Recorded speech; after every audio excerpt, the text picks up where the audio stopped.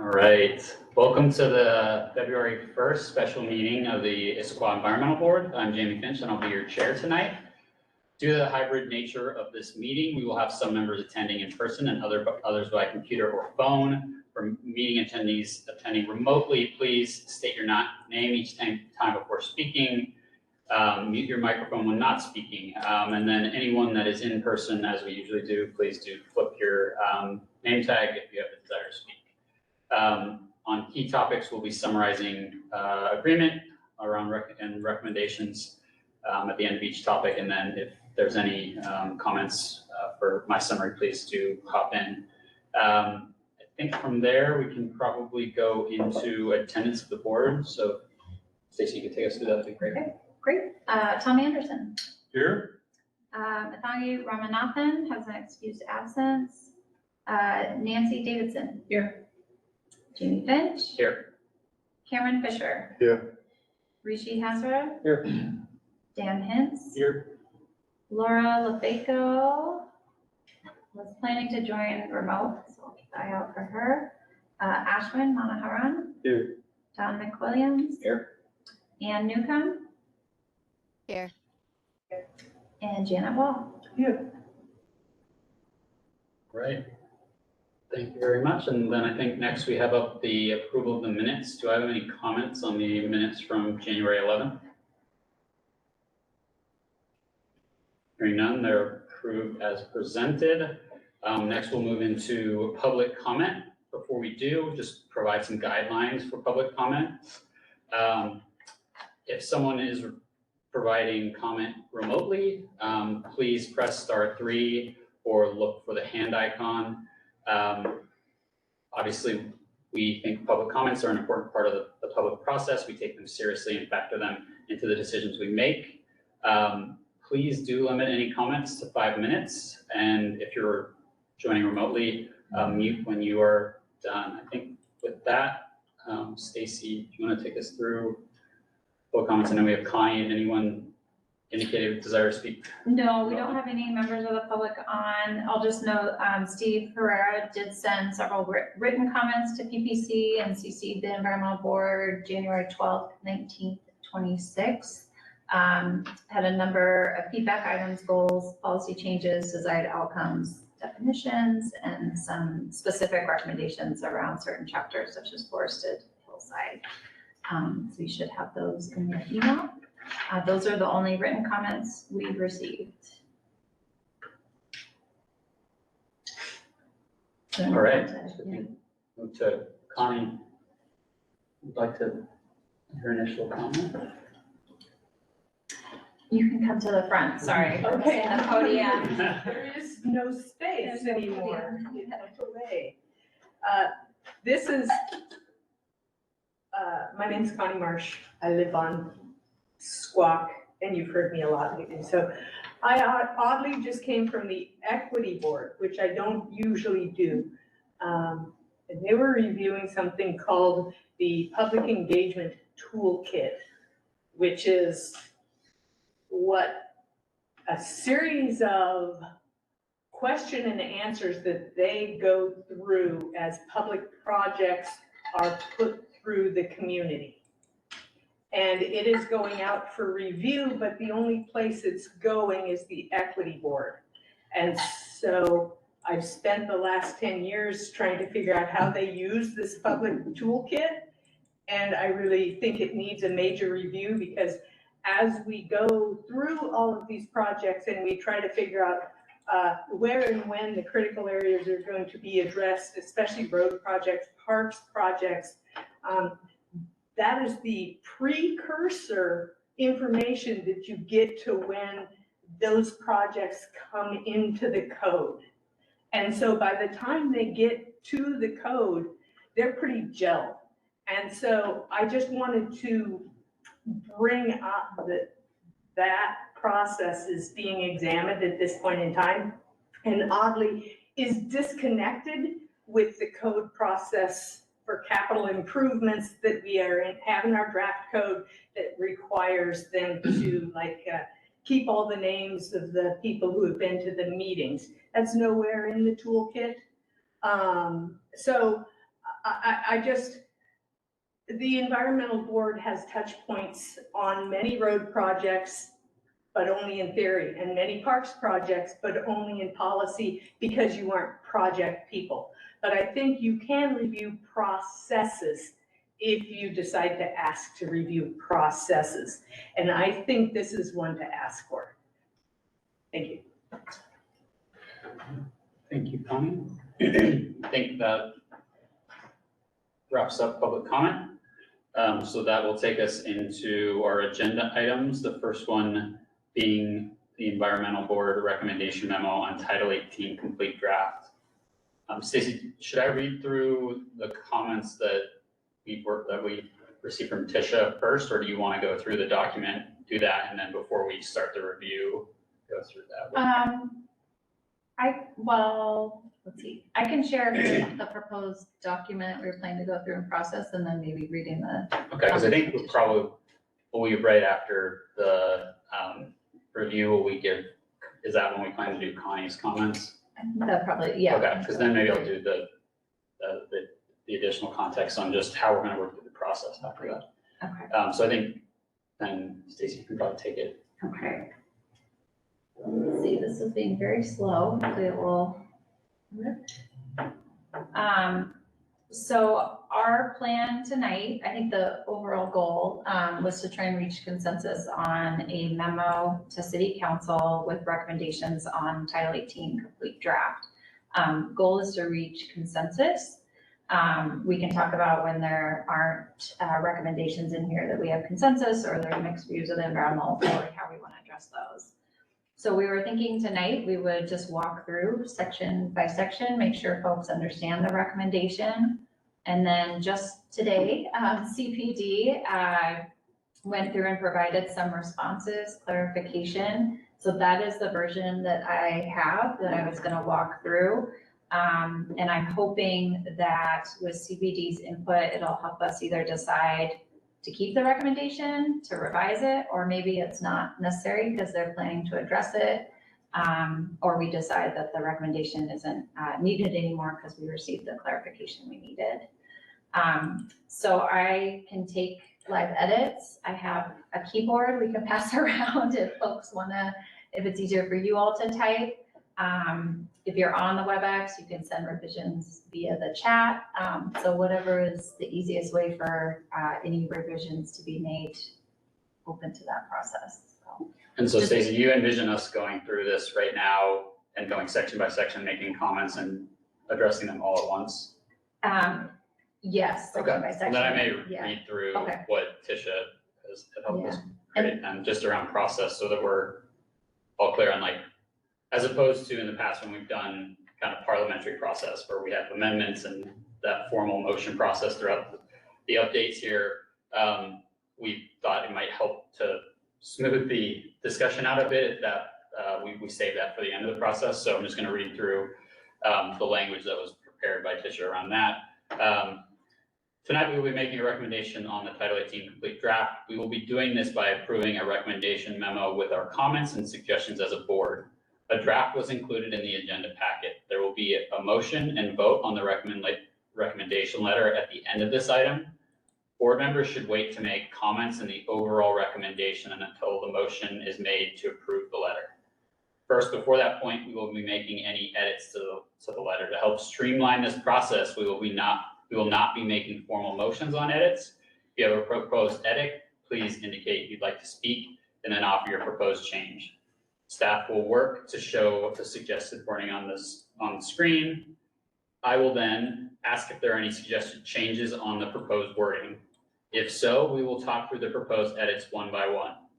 If you'd like to propose a change to the wording someone else recommends, please seek recognition. After the proposed wording is firmed up, I will ask if there are any objections to incorporating the final wording into the letter. If there aren't any objections, then I will assume there is consensus and the wording will be included. If there are objections, we will take a vote on whether to include the proposed wording. If the change is supported by a majority of the board members, that wording will be included in the letter. Once all the proposed changes have been discussed, I will be looking for a board member to offer a motion to approve the EB recommendation letter overall. Maybe if there's any questions So what if you don't support one of the comments that are made in here?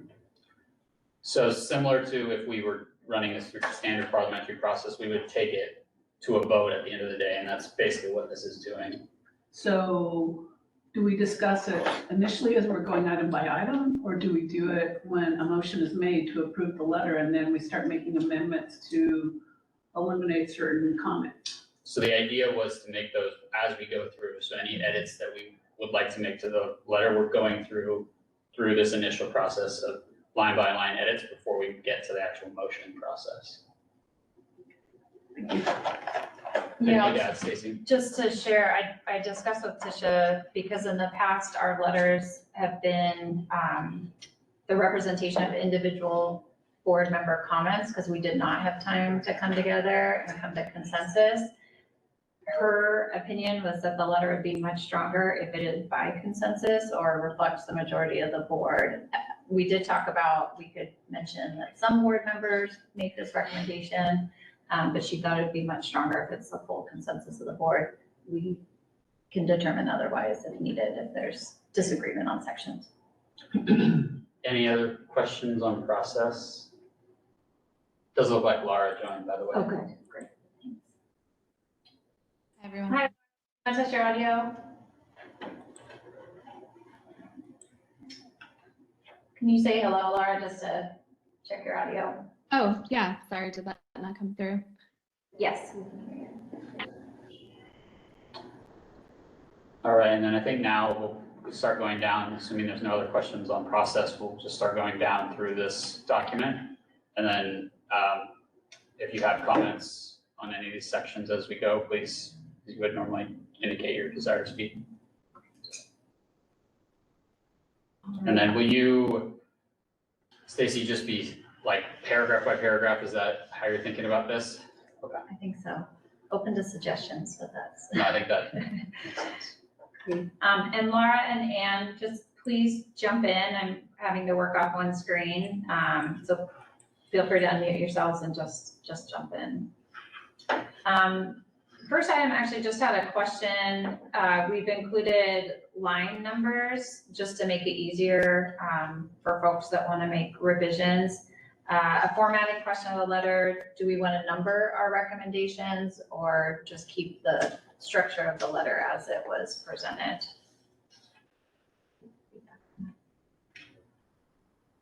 I like it with the line numbers. I think it helps people all be on the same page of what we're talking about. It's really challenging with the 20-page letter to keep up with stuff. For submission to council as well, to keep the line. So you're talking about the line numbers on the left-hand side that are just like 1, 2, 3, 4, or are you Correct. talking about the references to code? These line numbers, if we want to Okay. keep that in for, or sorry, I wasn't I actually, think we should keep it in so Okay. people can all be, let's talk about the comments on line 33. Makes it easy. okay. All right.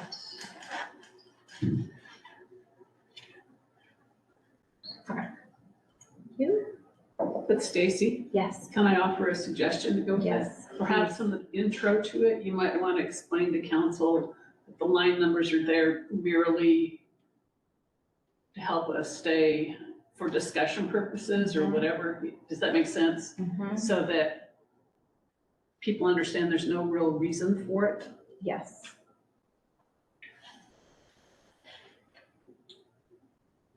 Are you editing this one? I'll do it up here so they can see it. Yeah, it's all. I'm gonna make a note for that.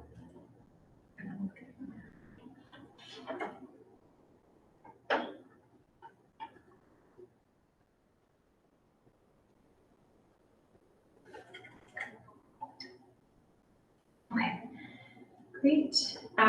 Any comments, feedback on, besides adding explanation of the line numbers on the introductory paragraphs?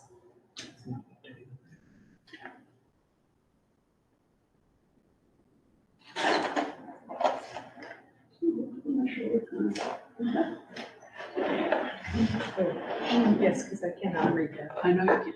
Yes, it's reaching on me here, hold on. Great. We're gonna try We may want to just, to get in the rhythm, just make sure that there's no objections to Nancy's proposed addition. Thank you. That sounds great. Are there any objections to the addition of reference to clarify the reason for the line numbers? Not seeing any comments, so that is approved.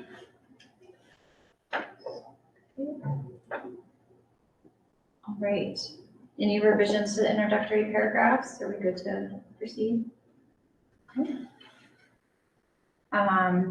Any revisions to the background, which just describes the overview of the Title 18. It's pulled from some other memos that came before the board, and then describes a bit of the board's review of Title 18 over the last 18 months.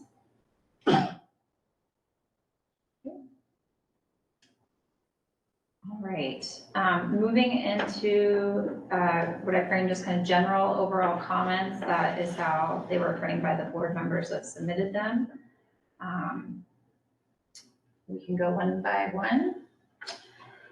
How do you want to handle I know there's like this from CPD comments. Were you gonna read those? Like, I know Minnie is here. How do we want to work through those? And Minnie, if you have any thoughts on the best way, definitely open to suggestions on if we should just read through those and make sure, because I, for one, haven't had a chance to read those updated comments that were sent today. I'm not sure if others are in the same boat, but. I can try and summarize the recommendation and then the CPD response. Yeah, that would be great. Okay.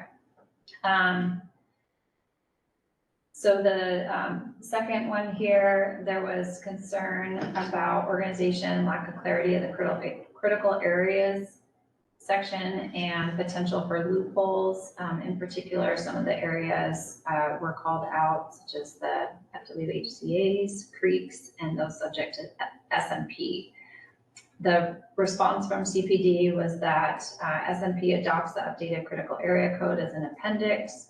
The law is very clear on which projects require shoreline permits, and that critical areas code has separate sections for those different areas of concern. Was that mostly a clarification? Or? Yeah, it's just kind of, the overlap doesn't, I mean, if a project's subject to a shoreline, the state law will say you need a shoreline substantial development permit. Here's what's exempt from the shoreline substantial development permit, and here's what's allowed. So there's no ambiguity in terms of the exemptions. The city just adopts those exemptions. Where there is SMP as well as wetland, the shoreline program says the SMP extends to any associated wetlands with that stream. So I think, they just wanted to make sure that everyone understood where the boundaries are between the regulations. So there's no loophole, if that's the concern, that there will not be any loophole. But yes, those do overlay, and what isn't listed in this list is also floodplain regulations, and along the streams, that's also another layer of regulation that applies to those bodies of water. So based on that input from CPD, is there interest in retaining, revising, or removing this recommendation? And I guess that would be just in general too. The board hasn't discussed each of these recommendations.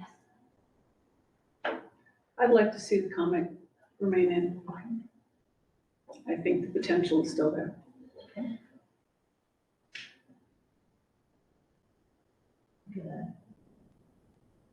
Any concerns with leaving that comment in? No, I support it. I don't see any harm in leaving it. Mm-hmm. Can we do a thumbs up once in a while? Yeah, Just to get thumbs us all on up. the same page, so Yes. we don't leave anyone out. Tonight's the night where you need to speak out loudly if you disagree.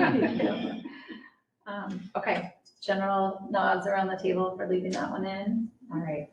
And sorry, I just skipped right over the first one. It was a note about just making great progress with Title 18 to improve protection. But needing to ensure that we also have the ability to enforce code and monitor impacts of mitigation work. So just let me know if you have concerns. Sure, I think for just speaking for city councils, with the second bullet point, what would you like, council to do with that comment? I mean, do you want, that may come up, but I mean, I think it's just, that's your recommendation, asking council to do something about it, or just expressing your concern that there may be a loophole? Yeah, I know one of the comments that actually I think Connie brought up last time was the potential of a technical review just to ensure that there weren't any loopholes. So that if we wanted to, that might make it, to your point, be more actionable. Because right now it doesn't propose a specific action.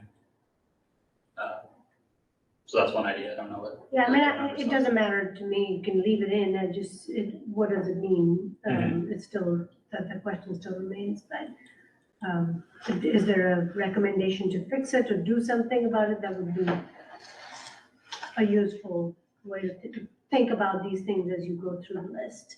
Yeah, Is a technical review feasible? Yeah, it seems to me that you're asking people that don't, sorry, do I? No, you can go ahead. Anyway, I mean, we don't have those details. We're looking at it from a policy standpoint. This is a very complicated environmental section. And it refers to the SMP, it refers to other documents.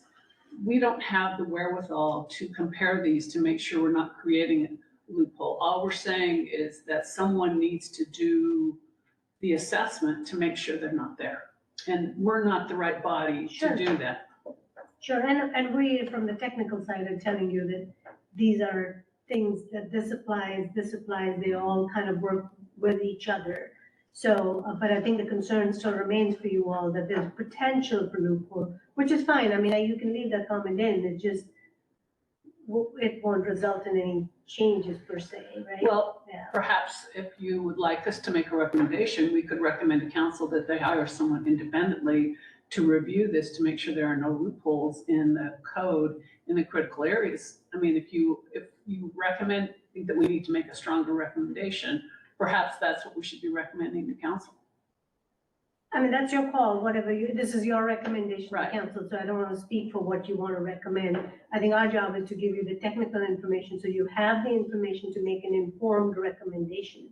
And so we're just sharing with you what SMP does, what critical area does, how do they overlap. If you have further questions on the technical piece, we're happy to answer those. Right. so, My outside technical review of this is incredibly expensive with all these documents. My recommendation is that we have trust in the staff that they do their due diligence and just put a comment in there to the effect of staff should review various other documents where crosswalks occur. To ensure consistency. I'm good with that. I don't want to subject the city to a $200,000. No, I agree with you on that one. It's just, we can't do it. No, it's too much information. Don, can you help? The board recommends a staff review of other various documents to ensure.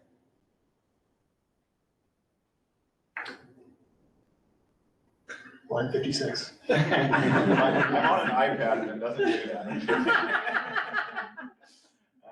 So, board recommends a staff review of other codes and documents, i.e. the shoreline master plan, Floodplain, the floodplain, what is it, analysis? whatever. Can you help me out with the language here? Yeah, I mean, you guys have the list over here of the 3 different types of critical areas and the shoreline master program and potentially stormwater manual and floodplain and regulations, which the city just did.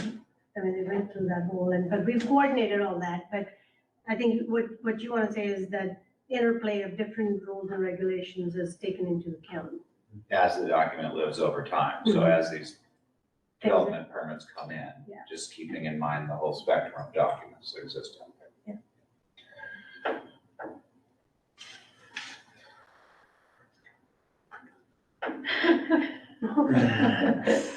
do we want to say, like, because one of the things, if we remove the first part and we don't say, due to the complexity and overlapping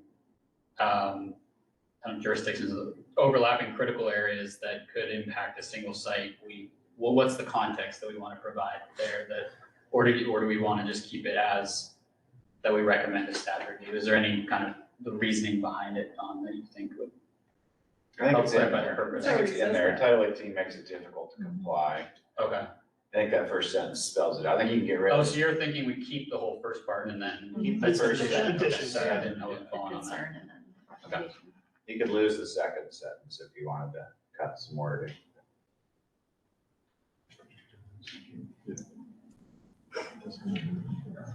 Is that additional recommendation, staff review of other codes and documents to ensure interplay of various codes and documents are considered over time? Or various codes aligned towards the city's goals and, you Yeah. know, I like that. policies.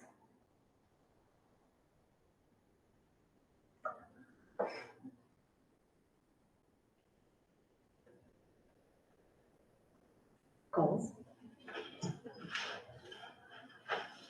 I hate to jump in as a naysayer, but I'm just not sure that this is still specific enough to be a helpful recommendation. Like, I know we're saying we're not the experts, but obviously the board, like the staff has considered all of these things and they're long stretch towards updating all of this work. So I don't know if maybe our other comments where we're saying, you know, that there needs to be more opportunity for feedback to adjust to alignments, but just saying to like review things feels a little, I'm fine with leaving it in, but I'm not sure that that's really much direction to provide for them.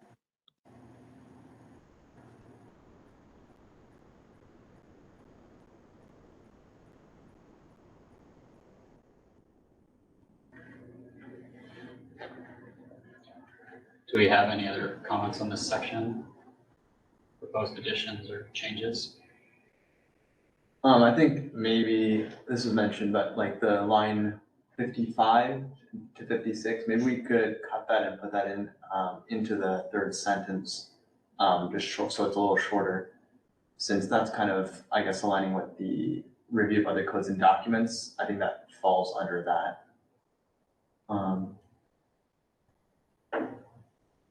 So like, so the board recommends a staff review of other codes and documents.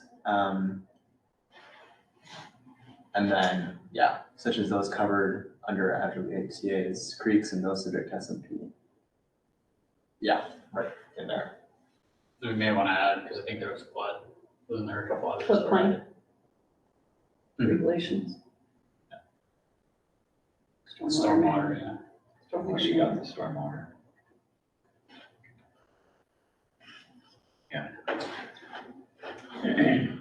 One thing we could do is add, because some of these other documents will get updated over time.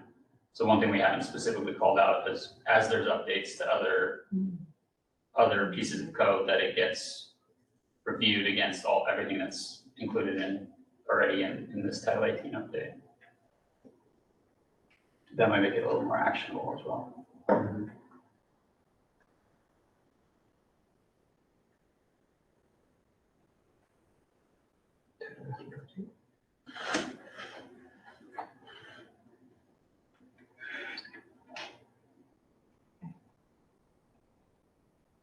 Any other comments? Laura, it sounded like you were maybe looking for more of that professional technical review. Are you okay with this as is? Or we could also say something to the effect of outside technical review, if not cost prohibitive, to Tom's point. No, I think this edit is closer to being, you know, productive. Any objections to this section as it's currently written? Okay, Nancy's we got a thumbs thumbs up, we got some nods, thumbs up, okay. I think these general comments are probably the most challenging ones, and I'll just note, I'll move pretty quickly through the board submitted recommendations that don't have a CPD response, since you all have had a few days to look at those and review. So definitely stop me if I'm moving too fast. So next comment was from the board, just saying the lack of addressing density middle housing, and that those gaps should be considered. CPD's response was sharing some of the city's efforts that are underway around housing. Give folks a minute to review that comment and see if any revisions or concerns about the recommendation as submitted by a board member.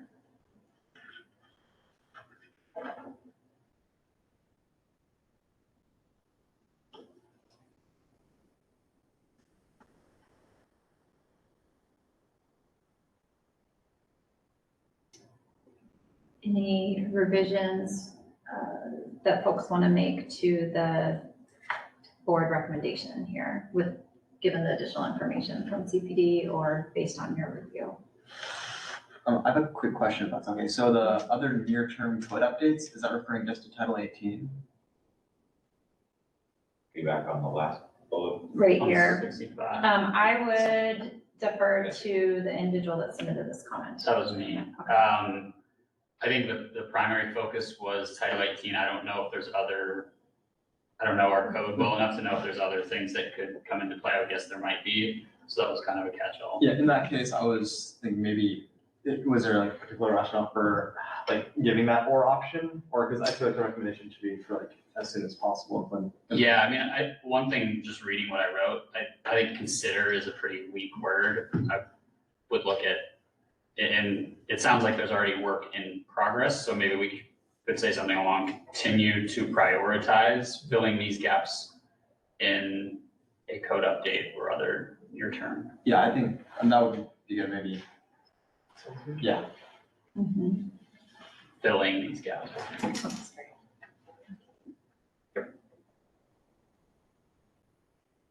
Okay, good. Nods, any other revisions and concerns about keeping this recommendation in? Good, thumbs up, thumbs up. Great.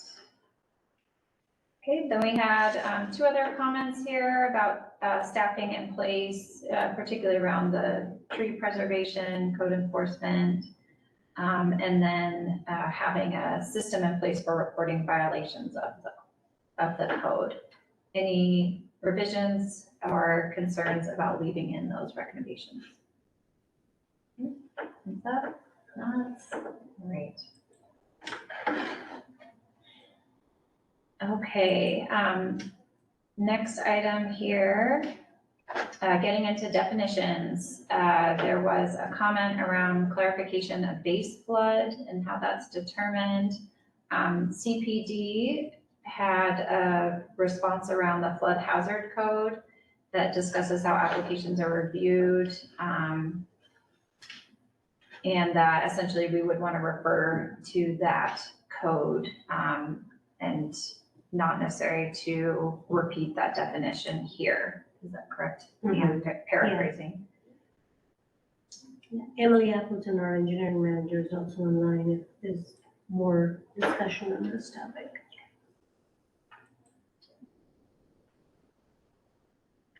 So the comment from the board member was to clarify how base flood is determined.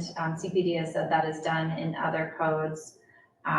So looking to the board to see if you all want to keep in that recommendation that we also include that determination here, or if it is okay to refer to where it exists in other code. I don't think the code, I think this is my comment, and I don't think the code tells you where that other code is, where we would find that. And so if there's a reference to where that is located, it might be clearer, but right now it stands alone as, you know, how do you figure out a base flood if you don't have those maps? And so if there's a location in the code that can be referenced, I think it will make it a stronger definition. And I wasn't going looking for. Yeah.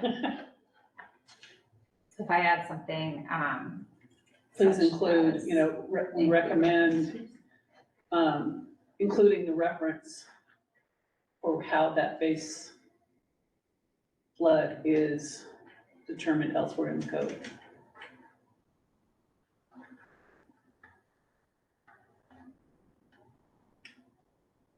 Yeah, I think you could just eliminate from up to administration, should clarify, remove that and just go to Nancy's point of Yeah, I'm good with that, I just, identify Right, where it is.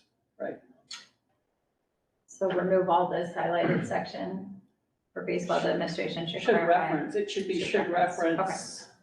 Should reference how base flood is determined. In areas that do not have the FEMA flood, flood insurance rate maps. Per code XYZ. Per code. Whatever the code number is. Yeah, so someone doesn't have to hunt for that specific.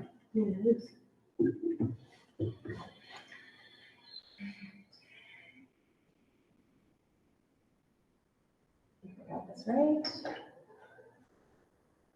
Base flood administration should include reference for how base flood is determined in areas that do not have FEMA flood insurance rate maps.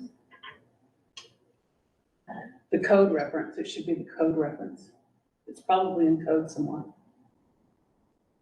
So include reference to the code. or Code whichever, reference, yeah. whichever, however you Include do it. reference to Title 16 definition or something, Yeah. or reasonably safe from flooding is basically what I think.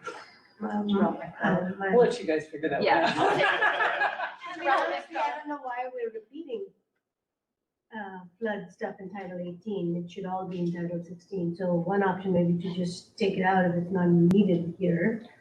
And the other one would be to add a reference to Title 16. Yeah. Right, I just was reading the Yeah, definitions and yeah. found places where I'm like, Mhm. I don't know how to do this, so. Okay. But I think it That's- goes back to that loophole, don't checks and balances, Right. you know, you've got one here, you want to maybe reference it so you can track it. We'll clean it up. Okay, I'll just say reference to relevant code. Does that work for folks? Yep. Okay. Thumbs up. Any other revisions? Good. Okay. Let's see, the next one, there was a recommendation to the definition of development. To clarify that utilities and roadways are part of the chapter. Let's see. This is here, essentially, it was the addition of this blue text. I believe Nancy, this was yours. You did some great specific edits with added text. So recommendation was to include this blue text in the definition of development. And let me see, click here. CPD said staff can review. I think this, we did look at it. Okay. So it doesn't hurt to add that in, but it's, the definition of structure includes utilities, and this is talking about construction, expansion of a building or structure. So it does include, but it doesn't hurt. There's not a conflict, we can make that in. Any concerns from the board about this recommendation for this addition to the definition of development as seen in blue? No concerns? Move on. All right, section 18-202. First one is around pre-application community meetings. Board recommending identification of type and scale of projects that need to conduct the pre-application meeting. A few examples given here. CPD responded to those specific examples, sharing that they're type 1 permits and do not require pre-application meetings, and clarified which projects do, including level 4, and that level 2 and 3 require if there are critical areas on the property. They provided us this table as reference.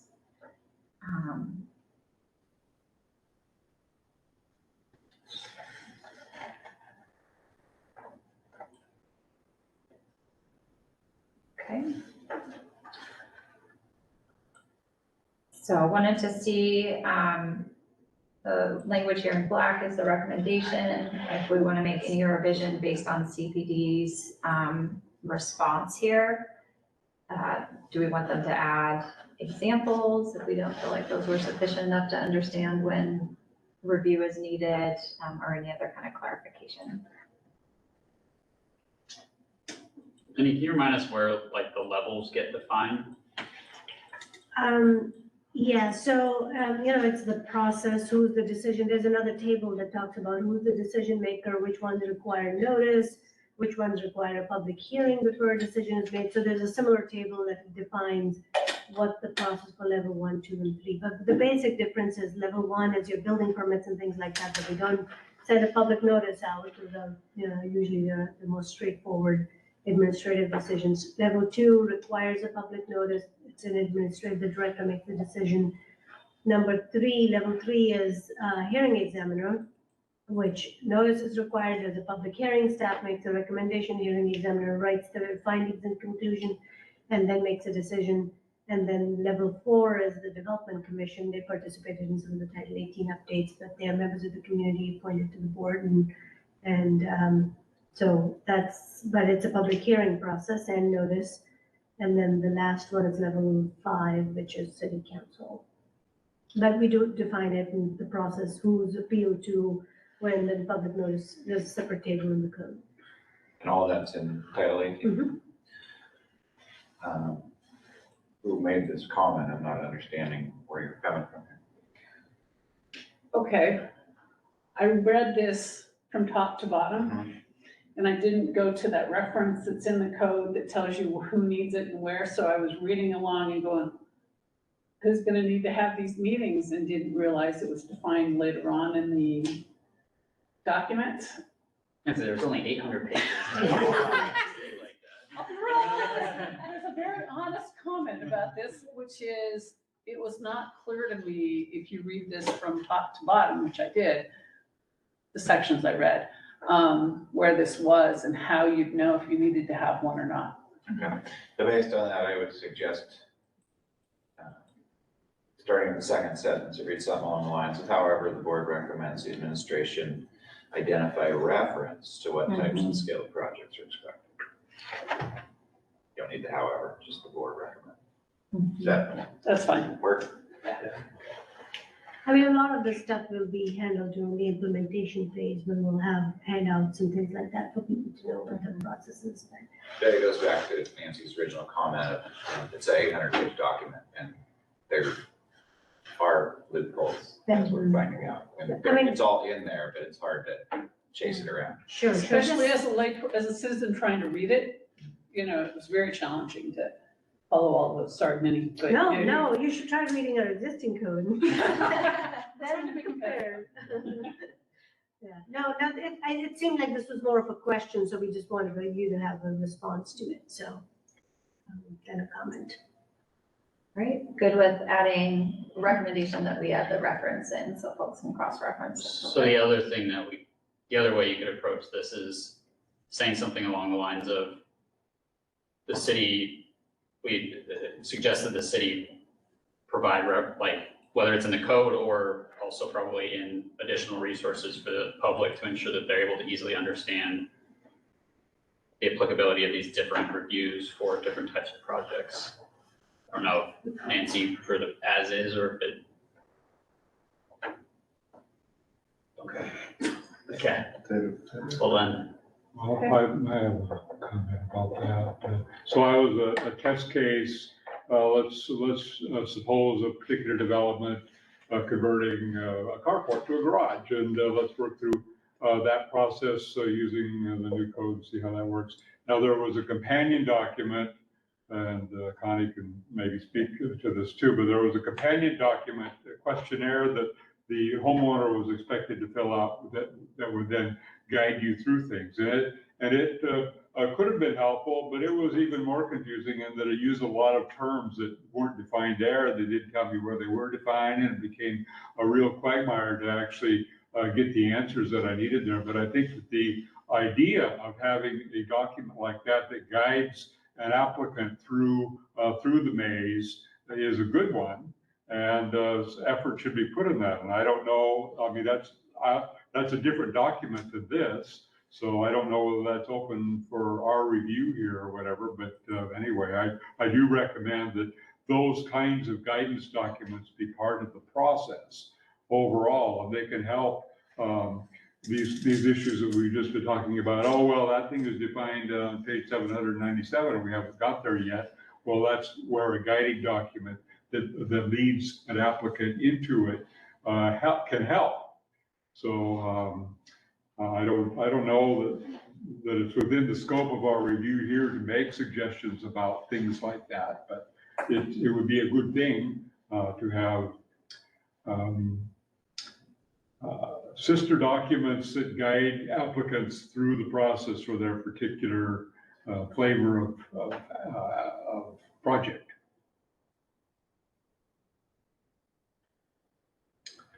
Do you have recommended changes that could help Well, us? let's see, I don't even know if that comment is in scope of what we're reviewing here, because I'm not saying that the document we're reviewing should change, but there should be another document or set of documents that help applicants. Is that within the scope of what we're reviewing? I don't know. Minnie, is there gonna be any outreach Yeah, I think on in the overall- backside of this to produce anything like that? Yeah, I mean, that's the whole implementation side of it. So we will have to update all our handouts and applications and types like that. And we'll go through that exercise once this thing is adopted. But to capture your comments on that, under the general overall Yeah. comments, you can add a line that you recommend that, administration works on producing handouts and applications to help people navigate the permitting easily.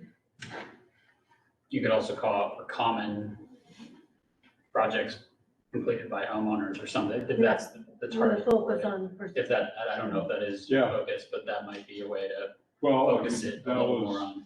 was my particular case, but the staff would know, here's some common categories of applications, and you can't cover all of the possibilities, but you can cover, the 80%, 80-20 rule. Well, all right, these three guidance documents will cover 80% of our applications or something, one targeting single-family residences, and another for commercial projects of a certain scope or whatever, something like that.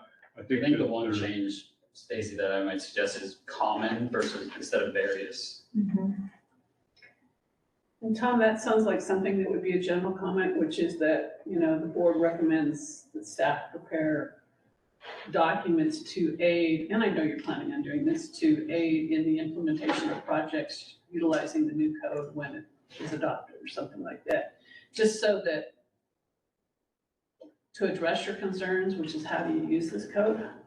Yeah, it's not reasonable to expect the applicant to be able to have to read this whole thing to make a simple application. So the guidance is needed, and we should provide some.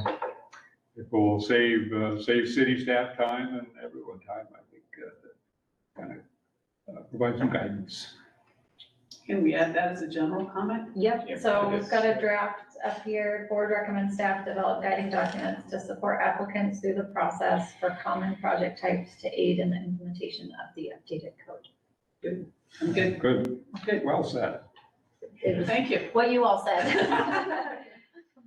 Okay, great. I have a quick question Yes. for Minnie. I just sensing a bit of a theme of the loophole conversation going on.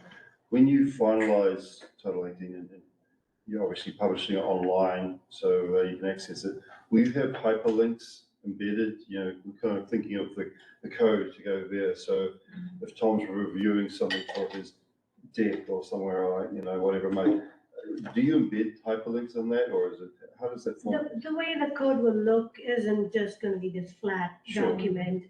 There is a company called Code Publishing. Most of the cities use them for, they check the cross-reference so that there aren't any unintended, missing point 1.2, it should be point 1. So they do all that kind of check. And then they publish it, and if there's a definition, it'll underline it, so you can click on it and it'll take you to the definition. So, but it needs to be at a point where all the edits are complete to turn it over to them. So after Planning and Policy Commission's recommendation, we will start that process. Excellent, thank you. All right, moving into deviations from standards. comment that there was concern that it provides, the code as written provides applicants with opportunities to change their work with no public input. Community meetings should occur prior to changes with outside professionals to evaluate, make recommendations on deviations. So request that the administration reconsider or provide clarifications. CBD provided a bit of clarification on deviations and that these are a level 2 process that require public notice. The section has been added to provide clarity compared to the existing code. So just some clarification, I think, not saying that that's needed. Yes. Nancy. This was my comment, and I would request that in the second sentence, I can't see it up there, which is, for the second line on 1112, instead of provided, I would make that required in the land use code. And I think it should be for any time you're deviating from the code, there should be a public meeting. And I think if we adopt the code, we should stand by the code, and anytime we make a decision that we want to do a deviation, we should be putting it out to the public. I think it's the right thing to do. That's my comment. For any scale of deviation or? Any deviation. But what if it's like a time sensitive, like what if there's like an emergency, like a utility emergency? Is that? That's gonna. That's covered in there. That's It's right. looking, yeah. Yeah, it's allowed. It's not Oh, a okay. I deviation see. per se. It's in there with some, under the exception provision of the code. How common is this? So a little background on this. The current code, our existing code, has administrative adjustment of standards. And it says anyone can request those with very broad criteria. But you can't ask for a building height increase or floor area. There's like 4 things you can ask for, but anything else can be deviated based on this very broad criteria. There's a net benefit, you can make that decision either way based on that criteria. So we've eliminated that vagueness in the current process and instituted these are the 10 things that you can get deviation from. And that isn't a deviation because anyone can ask for it and the code doesn't mean. It is tied to a specific criteria. So if there's a strand of trees that you want to protect, but it happens to be where you're at Sid's Drive, that we can make some of those adjustments for something that is a gain. So it's an incentives-based kind of administration. It provides some flexibility, but it's predictable. So we don't make people go through a process and then say, well, now we're going to not approve your deviation. That people can look at the criteria for deviation and say, yes, I qualify and I will go through this process. It doesn't, all of these are level 2, so we do provide a notice, but there isn't a public meeting. I mean, that would be a lot of public meetings for a lot, things. And at the end of the day, it's whether you meet the criteria or not. So the public process is now to say, is this criteria what the policy, do you guys agree with the criteria for the deviations? So I think there are 10 of them. And in one of the policy questions, we're talking to PPC and others, we've laid that out. Here are the 10 things that anyone can ask for a deviation. And here's the criteria. Do you all agree or not agree? And do we need to tighten it? So there is discussions happening with Planning and Policy Commission on the process part of it. What does a public notice look like? Does that just mean that you're changing the development sign out in front of the, what's going Mailed on? notice to 500 Mailed, feet. I mean, that's a lot of resources to go and notifying people and all that. So yeah, that's happening with the deviation. Here's my concern. One of the criteria I'm looking at the code right now is you can get in a greater retaining wall height. And let's pretend the retaining wall behind Fred Meyer isn't there, or no, Home Depot, which I think is a crazy thing for the city to own, personally. I just think, and you only get before that area all developed, I'm just pretending all that is still, there was no public meeting because nobody lived within 500 feet. There needed to be a process. And so I'm thinking of that in terms of trees, retaining walls, things that end up we own as the city. Mhm. And so what I'm trying to do is say, we need to get the public's input on some of this, or it needs to get in front of council, or it needs a broader community input. If you're taking down a grove of trees because you need to put a driveway in, or you're taking down something else, that's my concern, is that 500 feet for most of these will not get us the input we really need, and the community to know what's going on. Yeah, I'll see if I can quickly find the section. And so the intent, this won't be handed out without meeting the criteria. And sometimes you can have a 10-foot tall retaining wall, and then you can have a step back, and you can have another one, and you can have another one. You may end up chasing the hillside and cutting a lot of trees. Do we really want to, which one is the better? And so you want to have some flexibility in your regulations to do the right thing. And that's sort of the intent of all of these, not to willy-nilly grant deviations for, projects that don't meet the criteria. So I found the section here that I think you may be referring to. Retaining walls must be no taller than 10 feet, with trees 30 to 35 feet on center, placed in front of the wall. If deviation is allowed, walls must be terraced with enough space between the walls to comfortably accommodate shrubs, vines, and blah, blah, blah. And trying to, it's not letting me go.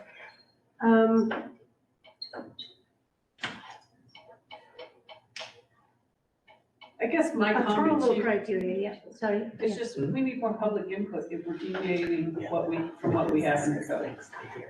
I just don't think notifying people within 500 feet of a place where deviation is requested is sufficient. That's my point of view. Sure. But I think the intent is not that every project becomes a thing, right? It's at a policy level, you guys decide, this is what we want to provide flexibility or not, and this criteria sufficient. That's what's in front of you. I mean, you want to be involved in every project that will become unwieldy for everyone involved, right? So staying at a level where, do you agree with the criteria, perhaps, is a conversation to be had. And the criteria talks about cut and fill, distance. So the only thing you can kind of do this is the distance between the retaining walls may be reduced if the applicant demonstrate that the change would increase tree protection and preservation. That would be the only reason why they would be able to do something different with the distance between the retaining walls. So do you guys agree that that's a reasonable, reason to give them a deviation?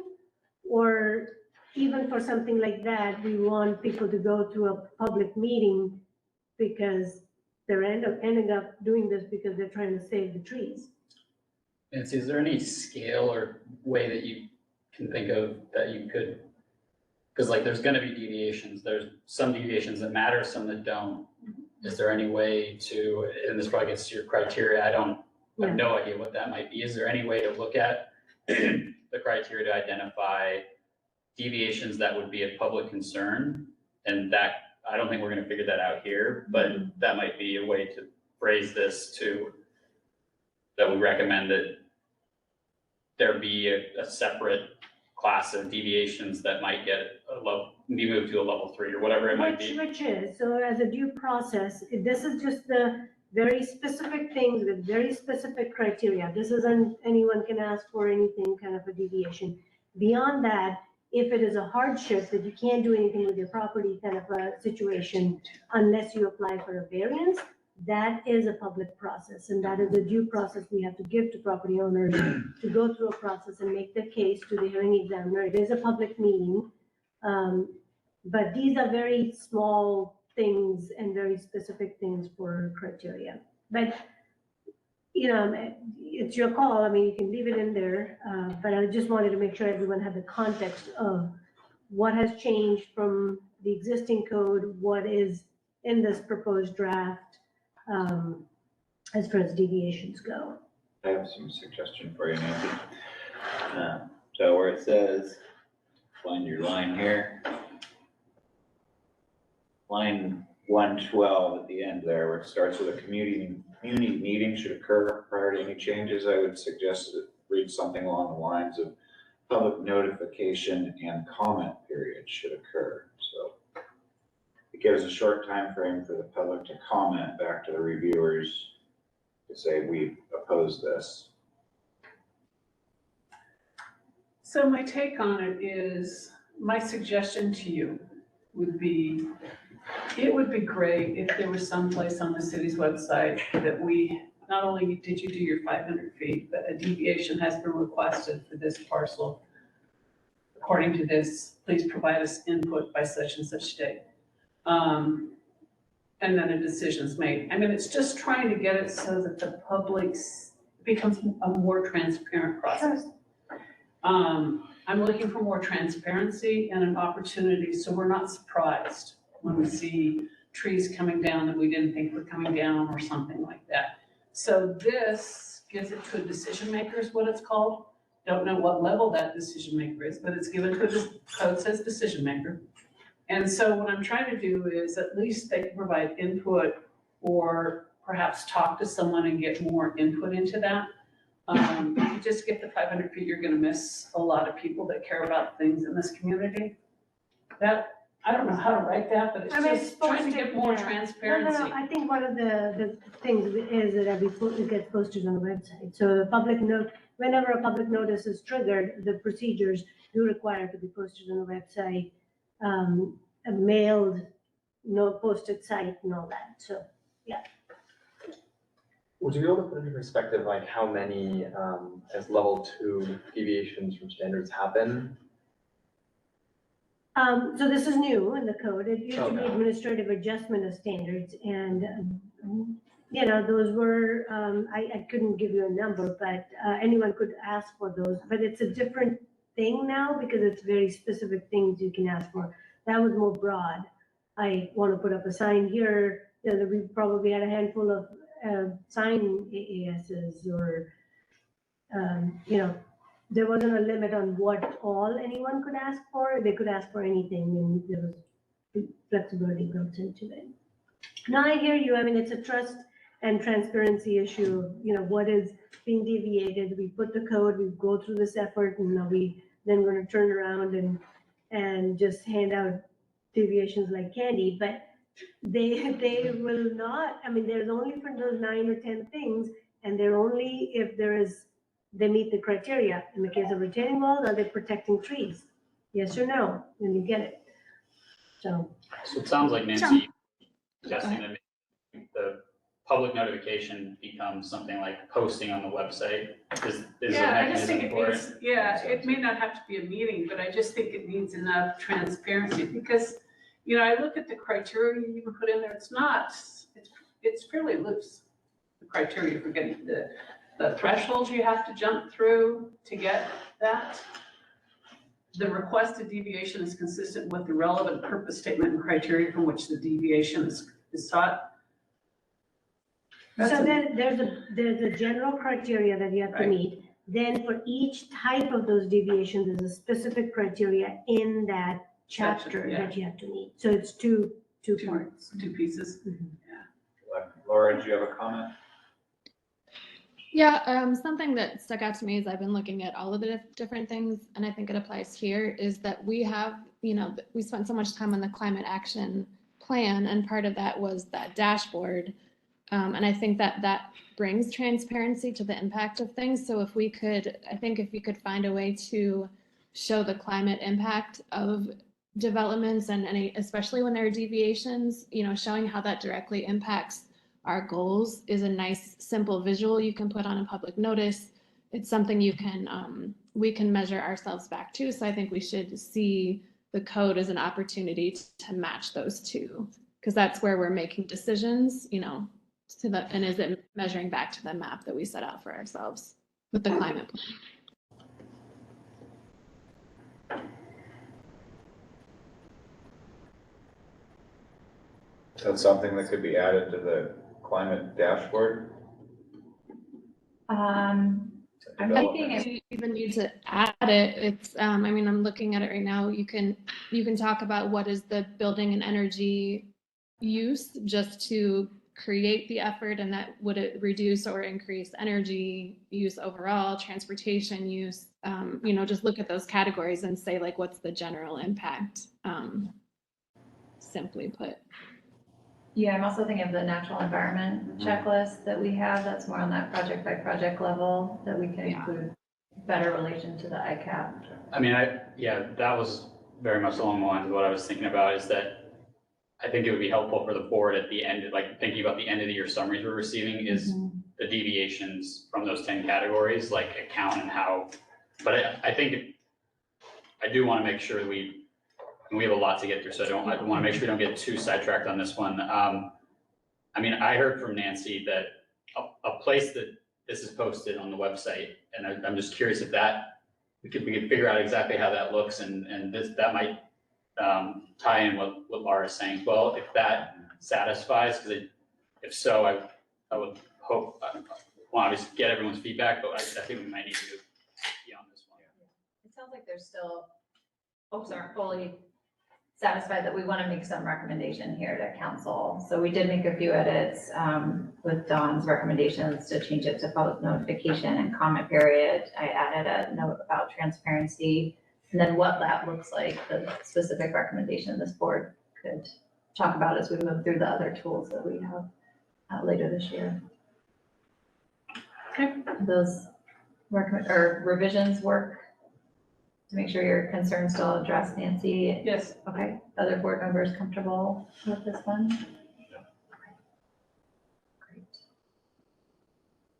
Okay, moving into section 18.204, review process. There was a recommendation for some introductory language. CPD noted that they will add that. And I believe Christian let me know on some of these where they said they can add it. They were already working today to add them into the draft.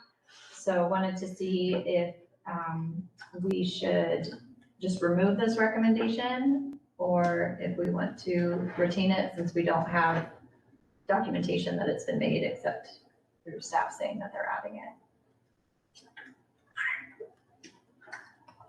I think we should just keep it in as a comment. Okay. Yeah, leave it.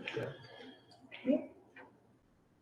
Just double check here. So yeah, that was my We question. may want to think about, do we want to, because if that's no longer relevant, and this is going to people that don't know that it's not longer relevant, does it?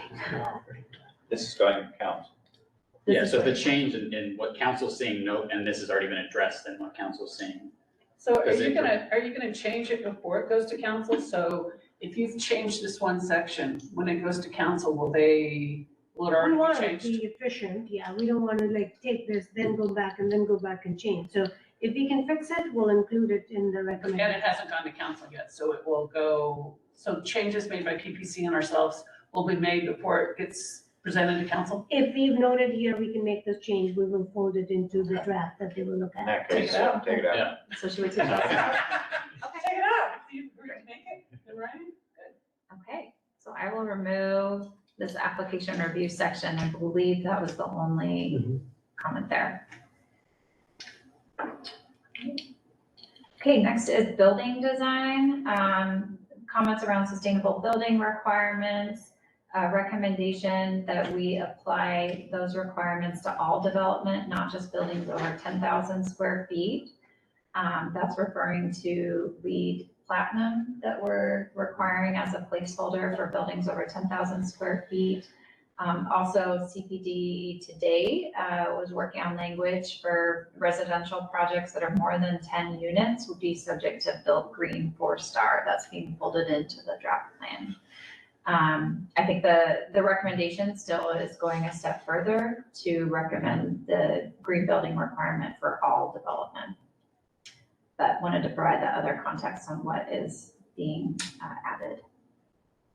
Say leave it in for now, because the other, what you refer to, Minnie, is future updates.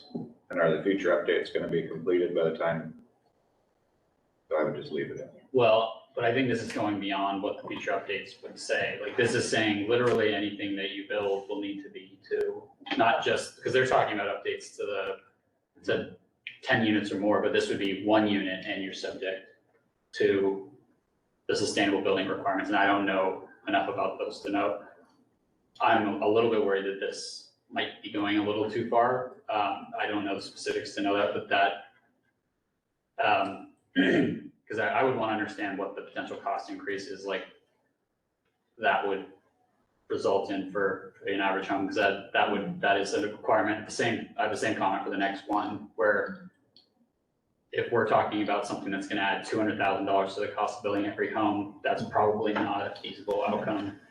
So that's my concern with this as it's written. I'm glad to see that the staff's already going and finding other places that it could be implemented, but I'm just concerned with that it might be kind of too much.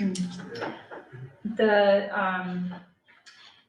language in there as of now is a placeholder, and the intent is to bring to the board, other commissions and boards, a more robust discussion on green building requirements, is my understanding. Amy, is that correct? In the future, so, Yeah. yeah, there's the building code, energy code updates that are gonna happen in 2023, which will get to some of this, energy efficiency goals. So, wanted to wait until those were in place. This was supposed to be for if anything large gets built, more than 10 units or more than 10,000, we could require this third-party certification. However, not for every one single-family home and things of that nature, but. My recommendation is gonna be maybe instead of a specific recommendation here, we just recommend that these policies come back to the board for more thorough discussion and decision in the future, recognizing this was intended as a placeholder, didn't go through. It didn't go through discussion here or any kind of robust community conversation. I'm good with that. I'm good with it too. Okay, great.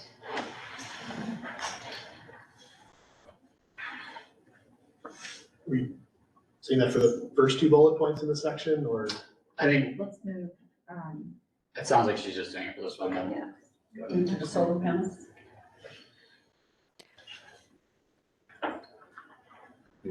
Yeah, and I made the second comment as well, and I do think that the city is very forward thinking with allowing solar panels and encouraging solar panels. I think unincorporated King County, I don't know if it passed, but they were working towards requiring solar panels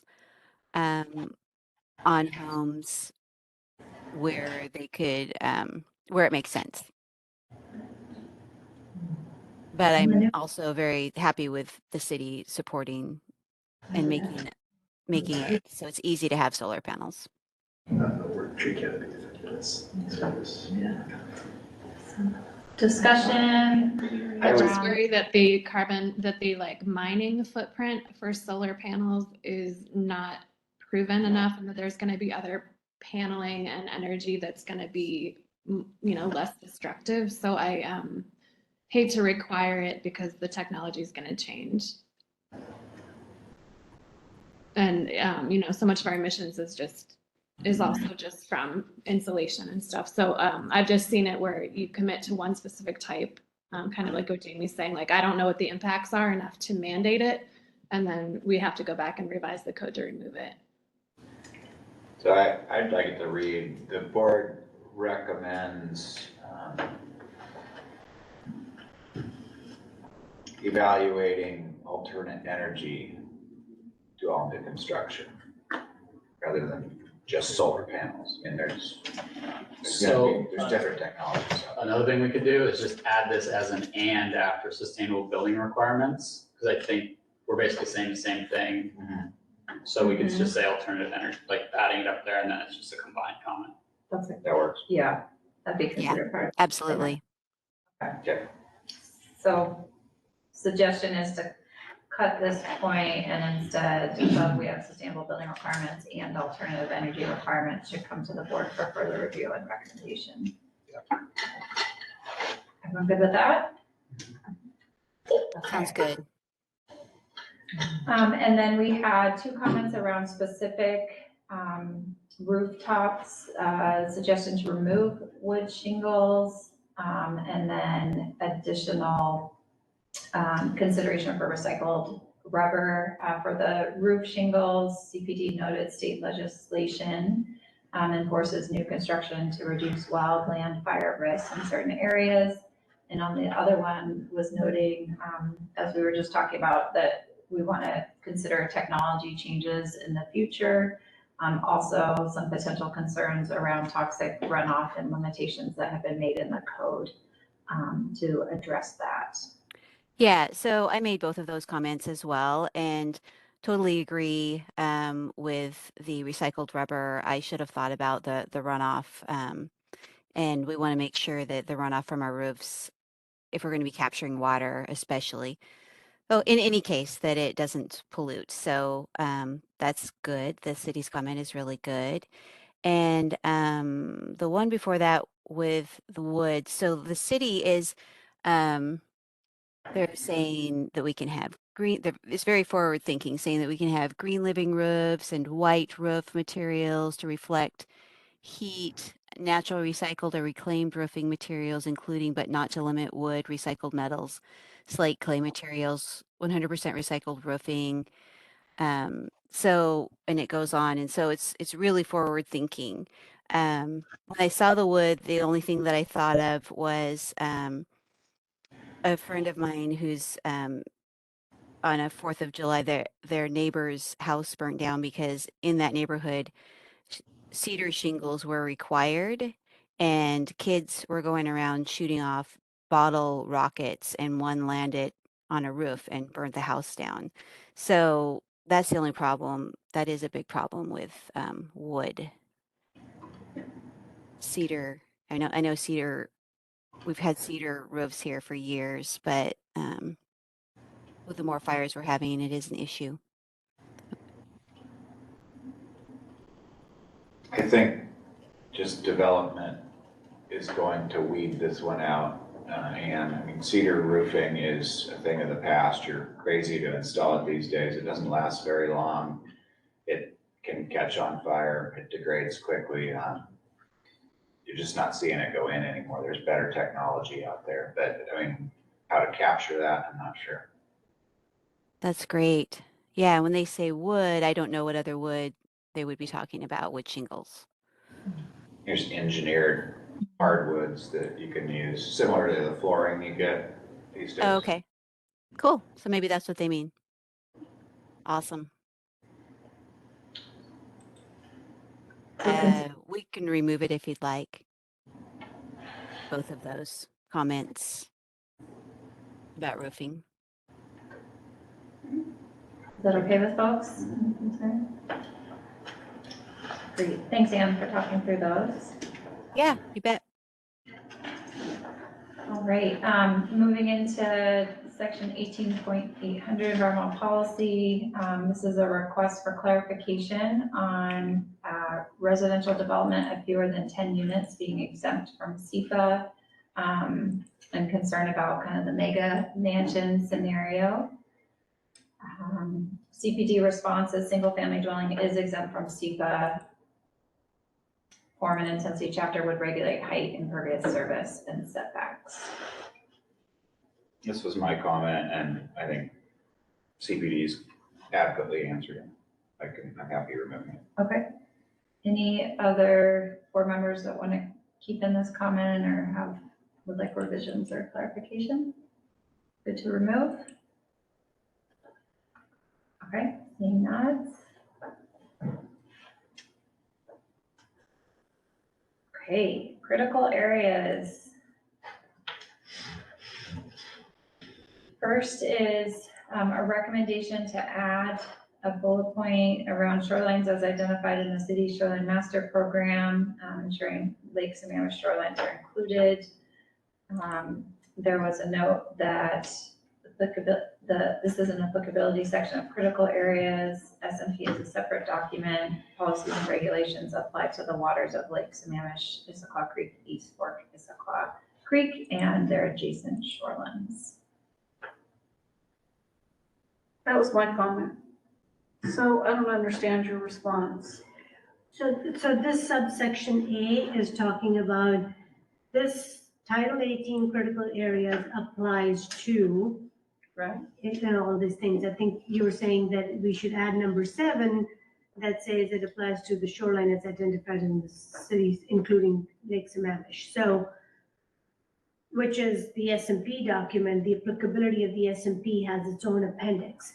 What happens with the shoreline master program updates is it's not the city council makes a recommendation and adopts it, but it's Department of Ecology that finally approves the SMP. So there's an added layer of that. So what Department of Ecology doesn't want is to have SMP language embedded in the code, because then we would need to get approval of this section from ecology if we ever needed to change it. So that's why it's kept as a separate document, and this is only applying to critical area, which, and the SMP applies to the shore, so I think there's some confusion in terms of applicability, where does this apply? So can I follow up on that? Sure. So what you're saying to me, I'm just trying to repeat what I think you just said to me. If you want to develop on the shoreline, and that's covered on the SMP, you follow those critical area rules or those rules that are in the SMP. If you're doing it along Issaquah Creek, which is not in the shoreline, then these rules apply, right? Is that correct? And they don't really cross each other, is what you're saying.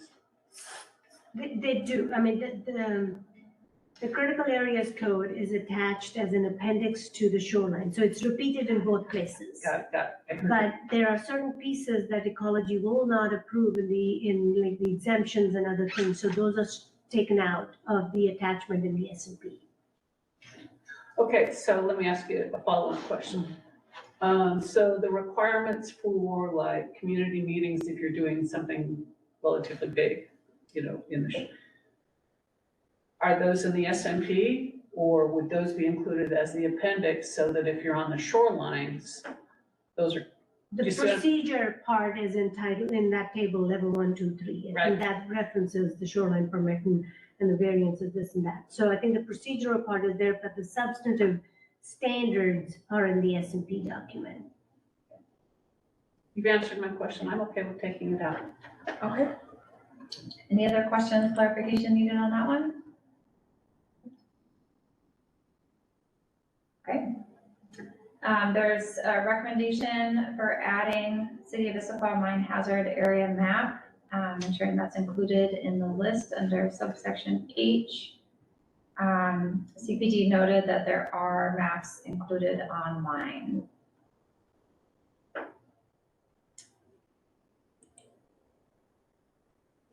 Can you make reference to the location of these? Okay. Yeah, that's what I was going to say too, Dawn. Thank you.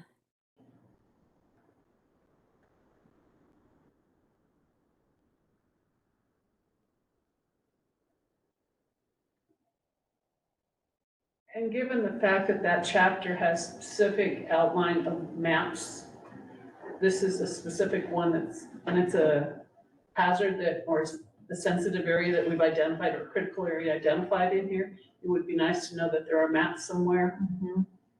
But it doesn't, we don't know every mine hazard. Right. And this is only what the places that had evaluation we've updated. So it's by no means a complete list of all the properties. No, it's best available information. Yeah, and That's and the same thing with wetland inventory and other things, but the other references are to non-city owned data information that we have, the Department of Natural Resources, other agencies that publish those maps. Okay. So just noted, either including that map or reference where to find it, especially if it's one that needs to be updated regularly, if new information is included, maybe online is best. Okay, subsection I4, regarding SMP, the board would like to ensure there are rules to cover other streams, including intermittent streams. I recommend removing that comment. Okay. Since I wrote it, found it later as I read along. Okay. All right. Moving into exempt activities. I have you help me with the comments here. There was a general comment, board concern, the section provided a broad exemption for utilities and parks with limited permitting and oversight, recommended more thoughtful limitation on the use of the exemption, particularly around trees. Can you help with just what the comment was there? This one, Um, yeah, maintenance and repair of public Oh. and private improved roadways. Yes, sorry, Dan, I think I summarized your I comment quite a bit, so I want to make sure I included what you sent me, just to make sure I captured it correctly, I think was part of that. Yeah, I think there's other folks that have concerns with utilities too, right? Yeah, So they're kind That's of correct, merged together. yes. Um, Yeah, this was one of the few areas where I had multiple people submit a similar comment. For most cases, it was very individual. So any proposed revisions to line 182 on the general comment around the exemption for utilities and parks? Did I get it what you wanted, Dan?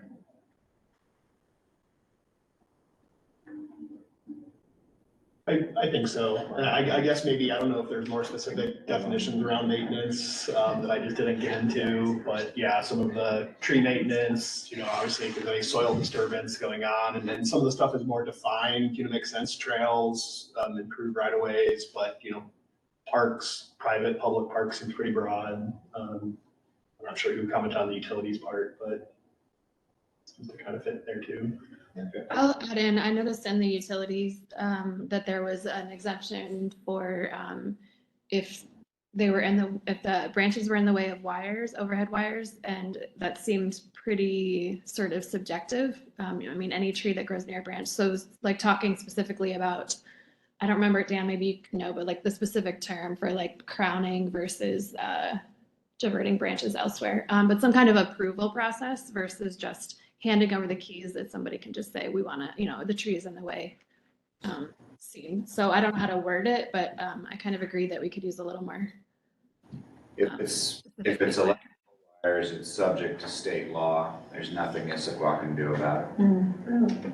It's regulated by the Power Commission, by the state, to keep the wires safe. And there's certain distances based on the voltages. We did talk at the last meeting, I think with Minnie, about maybe just having a conversation with PSE and having a better understand their process too. I know that because I was a forester for PSC. You don't sound very qualified there. Laura, with what Don shared, any revisions you'd want to propose here or suggestions from the rest of the board?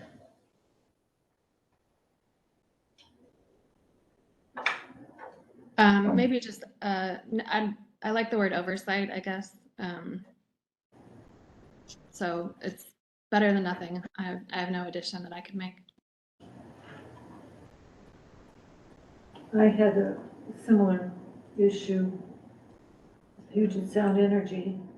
I have a creek that runs through my property, and it comes out to an area that's owned by the Overdale Parks, their mine went there. And this, I haven't managed to get the city to recognize that this is a creek.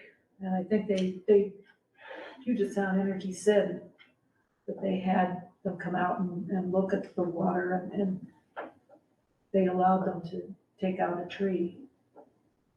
And they didn't recognize that this was a creek. Now, so I'm trying to, I'd like to be able to have the city put this creek on their map, because this has caused other problems, which they come down with their mowers along the side of the road. And if they don't recognize that the creek is there, all those blackberry vines end up in the creek. And I've had to remove that. And so Puget Sound Energy knows, but yeah, I mean, that's not the city. So Sounds I like, think the way is to get that you know, it's an intermittent creek. But, and I think what they looked at it was that there's an outflow of, water from the Sammamish Plateau water. They have a water tower up on the top of the hill. They have an outflow that comes out there, and I think they thought, oh, well, this is just all not natural. So Janet, do you think, sounds like the current comment with limited land use permitting and oversight, that basically increasing the oversight might help in that situation? Just so you could, so you kind of agree with the comment then, or with the current language? Yeah. Okay. Great, what, do we have any As I say, other? I'd like to have the city map the creek and Okay. know that it, recognize that it's there. Any other comments or any proposed additions on this one? I guess just maybe a small, I'm sorry, Jamie. Yeah. I guess I don't even know what private parks are necessarily or how those are defined. So maybe just including that. You have Parks Department, which I think covers, the public parks, but if that would be something we could still, utilities, Private parks, private parks and parks. like a HOA park or something Yeah. like that, okay. Yeah. Okay. Jamie, I have a feeling we're probably gonna go late this evening. Do you want to take a quick break or just go through, it's 8 o'clock. No, folks need a 2-minute break. Does anyone? I'm fine. Okay. Okay. We're probably about halfway through because we have some very long explanations in the document from CPD. Okay, moving on, this is around steep slope exemption for water conveyance. Concern that it's too broad, may result in erosion. Recommendation to modify the language to say steep slopes shall not be used for surface water conveyance. We have a detailed explanation here from CPD with the language from the code. Reference to the adopted surface water regulation that requires a geotech analysis and report if water conveyance is within 200 feet of a steep slope. I can give folks a moment to read through that. I think we have Emily on the line too. Did that come in late or something? After I got it. Did we get comments after you sent them out to us? 'Cause I don't have that comment, yeah. Emily did some more work at about 1:30 today, I think, so Did those that's why come we're out taking for the time. No, not all, I sent you a version of, maybe I sent a version about 1:30 and then another, staff are continuing to add comments, so that's why we're going through this line by line. And she's here online, so Yeah, she can she's here. explain if people don't, Yes, it's a rolling process today, so.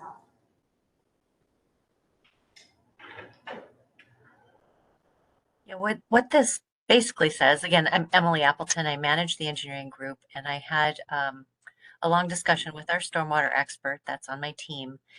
And she did kind of a comparison in the past as we were going through this Title 18 update, a comparison between what is required in the geohazard code of the proposed Title 18 update and what are the requirements in the surface water adopted standards. And so when we were talking about, this conveyance, what the concern was, what she provided the section, if anyone's interested in the section of the stormwater manual. But it basically does require that a geotechnical analysis comes with that stormwater conveyance design if it's within 200 feet of a steep slope or a landslide hazard area. So there's analysis and engineering recommendations related to that conveyance design that get folded into, what ends up being allowed within 200 feet of a steep slope. And so the sense is that there's additional protections in the surface water manual. And so, we were comfortable with the language as it stands because it does reference the surface water regulations and allowing for some of the flexibility so the conveyance designs, can be site specific and make sense while still allowing protection of the critical areas. So we think it's unlikely that significant erosion or unintended consequences would occur because of this additional protection in the surface water manual. But I just wanted to kind of describe that for you so you could, understand that this isn't the only protection that we have as far as conveyance designs are concerned. Thank you for that. I'm, Change the recommendation? yeah, it wasn't my comment, but I'm Yeah, good just with in it, general. given the homework that was done.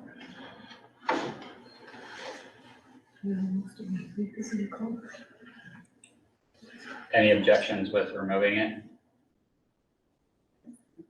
Nancy, concerns or need to think about it some more? Well, one, I can't read that.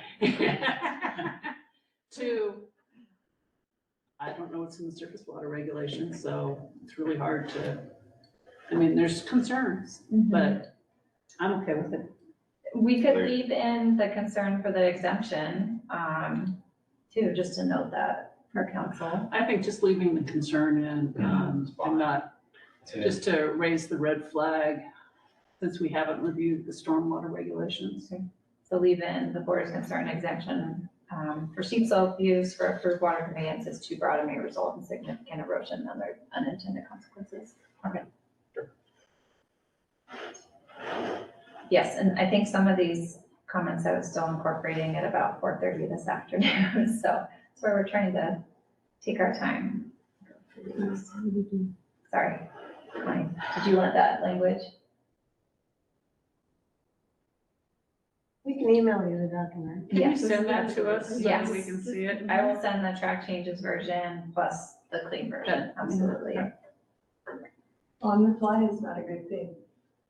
We have short turnaround. We're trying to do this in time for Well, this council. was gonna be discussed today, so the purpose was so that we can, give you some background information, and we're discussing it in open meeting. Yes, absolutely. Yeah, we can ignore the CPD comments. They are just to help give us some more information, decide if we want to keep our recommendations or revise them. So you're just eliminating all that? I will send it to you all. This was information from CPD to inform our recommendation. So that will not be going to council, just the board's recommendation, which is here in the black text. But I will provide you all this version so you can see the comments from CPD.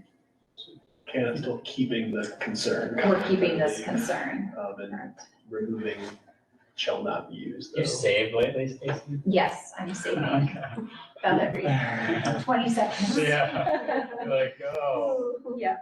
computer crash, there goes 2 hours. Yes. Okay. All right, next one is original language should be revised to clarify the exemption. This is in B8, and we do have what that code language was for reference. If folks need that, that was around alterations to erosion, landslide, steep slope, critical areas. CPD provided a comment that it was a carry forward from the existing code and only applied to mineral resource and extraction activities in existence prior to 1999. This is specific to Lakeside.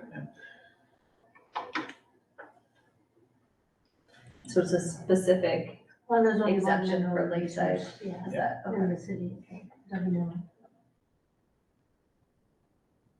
And this is all legislative history of what was in the code, so there's no changes proposed, it's sort of our additional background information. I guess my comment is, and I'm the one that made the comment, I didn't understand the language in the code. How's that for a comment? I knew it was for Lakeside. I figured that one out, but I don't think the language is clearly written so that you can figure out what you're trying to do with it. That's my comment to it. That's why I said, can you clarify it just a little bit? Because It's not very clear. And I don't know how to rewrite it. I looked at it and I said, I don't know how to. Yeah, we can change it, it's just, Is that how it is in the current code? It's written the same way? Okay. It stood all We can this leave the time, I'm comment. good with it. It's just, Yeah, or we can leave the comment in for clarification or request for clarification. just a request for clarification, that'd be great. Does that work for Mhm. folks? Okay.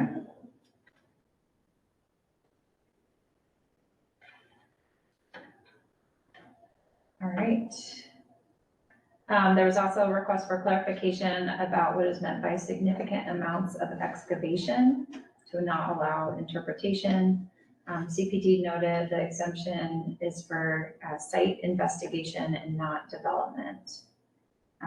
They actually provided a recommended change to say minimum amount of excavation needed for site investigation purposes. I like it, much Yeah. better statement. Okay. Yeah, that's great. So we Should should we put that in put our that- recommendation yeah. unless you're gonna make the change. we're not gonna make the change. You're gonna make the change? I mean, there's too many things to track if we don't. If we know we're gonna make the change, we're making the change. Yeah. So I can leave in board recommends using that language, minimum amount of excavation needed for site investigation purposes. I'm good with that.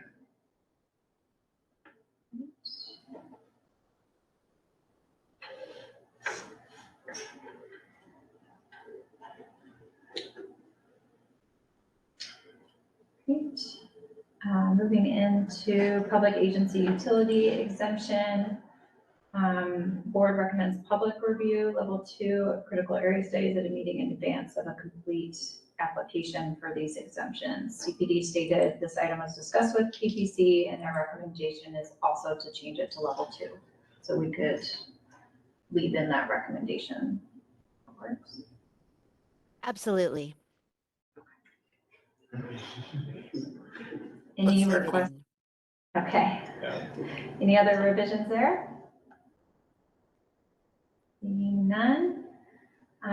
Recommendation for stronger language determining applicable situations for the section that allows buffer averaging when the director feels it will benefit or result in benefits for resource protection. CPD noted some approval criteria that states the proposal attempts to protect and mitigate impacts to the critical area functions and values consistent with the best available science. Is that current language or is that a proposed change? It's already in the draft code. So it's broad enough. It doesn't say, it's talking about to mitigate the impact of critical area. And I think the recommendation is to say buffer averaging. So, but you have to do mitigation if you were going in with that. So I think that criteria 4 covers more broadly than just the buffer averaging piece. Attempts seems kind of a weak word. Can you bolster that a bit? Maximize efforts or? Oh, we could change the language. Maybe that was the comment because it was requesting stronger language. We want to retain the board recommendation here? Request for stronger language? Or do we have any specific language that we want to propose? Well, if that quote below is the language, I would get rid of attempts and put something a little stronger there. Okay.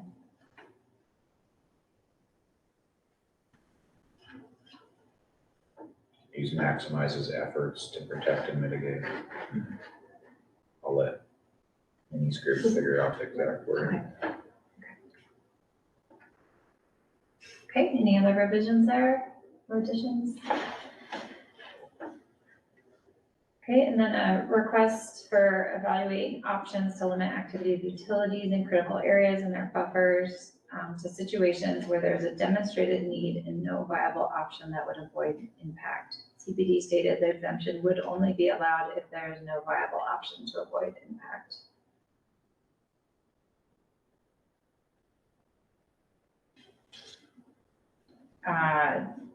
Seeing if the board felt that was clear in the code or if we want to retain. I think that was my comment and I didn't from reading it, I didn't get that the exemption would only be allowed if there was no other viable option. If that's the case, then I would probably recommend withdrawing that comment.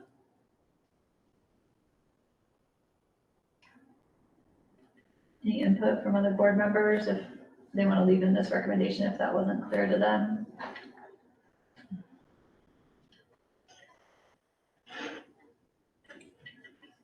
You okay to remove it, Jamie? Okay.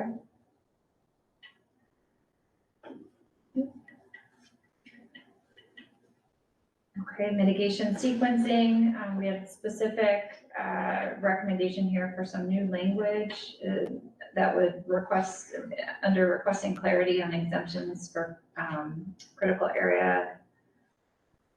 aquifer areas. Yep. Can I hit this, because this was me? Mhm. I found this language under, I think it was the FWHCA's, and I thought it was great language, and I think it should apply for all of these. It's not just under Kara's. I think my comments got confused when I sent them to you, Stacy.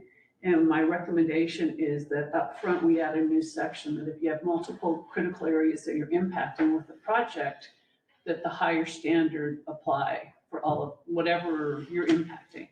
Just to request that a new section be added to the code. And I wrote the language out, I just copied it and pasted it from somewhere else. But it doesn't tie to the Kara's, it's just a recommendation for a new section in the chapter. So those are different comments. Got it. Okay, thank you. And that would be an overall comment for this section. Yeah, it's an overall comment for that section that it would be nice to have that, because I thought it was well written. Yeah, I think our recommendation would be we leave it in the fish, wildlife, habitat conservation areas. We can add it in addition, because I think people in the early iteration, we've heard confusion from people. What if there's a stream and a wetland and so I think that language was put in to address that comment. So we should leave that in there, but we can add more at the beginning. Right. We have some language at the beginning that talks about what there's a conflict between critical areas code and some other rules, stormwater, whatever, the more stringent one applies. But within that, we can add, in that same location, we can take. And that's a great comment. The more, what we're saying is the more stringent rule always applies. You don't get to take the lesser of the two rules. And that's kind of what I was trying to get is, I thought that was a great comment and was hoping that we could apply that to all of the section. So I can move That's a separate this bullet. one. Yep, Yeah. let's address this one first, move it up to the general recommendations, For that section. and then we'll come back. It's here. 11. Okay, any questions about this recommended language being added as a general comment?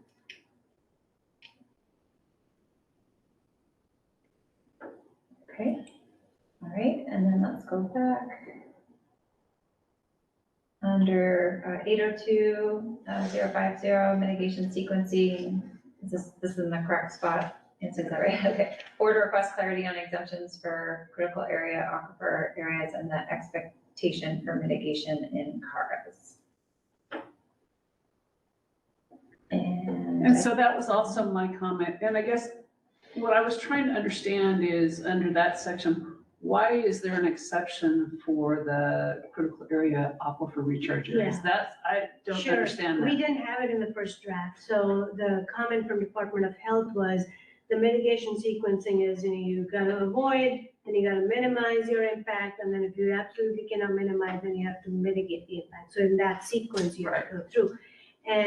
But for CARA, Department of Health said, well, that's fine for these other critical areas, but CARA doesn't, it's not that you can, mitigate the impact. You have to avoid the impact. You cannot, pollute your drinking water supply and such. So that's why that's taken out of that sequencing piece at Department of Health's recommendation. So if you added another sentence to that, I'm just throwing this out, for just saying for CARAs, this is what we expect if it's no impact should occur, or just what you just said. Does that make sense? Because it just kind of feels like it's pretty open to do what you want in the cars because you don't have that same. Yeah, then you go to the Kara section, right? For Kara, that particular section is not applicable to Kara is basically, I think that was the point for Department of Health. But So you want to can- let some language proposed So change. could we say for CARAs, please refer to section, do you see what I'm saying? So We can that add it's a clear, so it doesn't look like there's a broad exemption for CARAs. Reference to the car section. Right, does that help? That helps me at least. So that's why it was taken out, was the reason. If I just note a reference to the car section should be added, is that Right. sufficient? Or, yeah. Okay. We know what to do.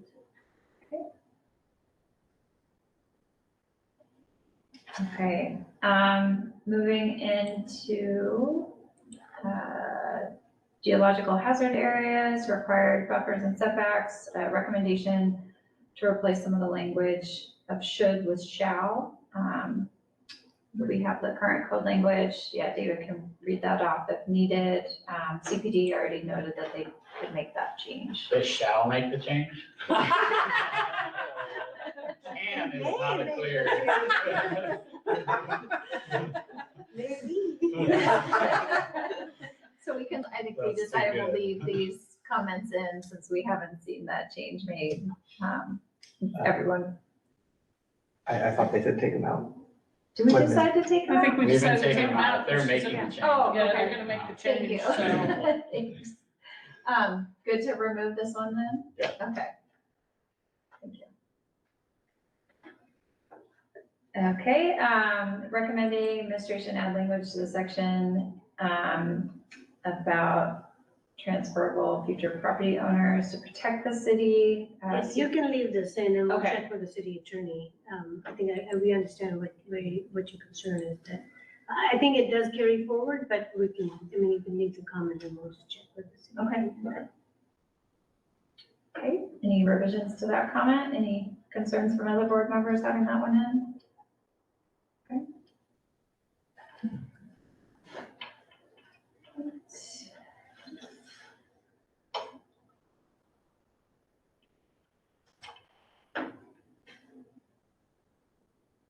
Okay.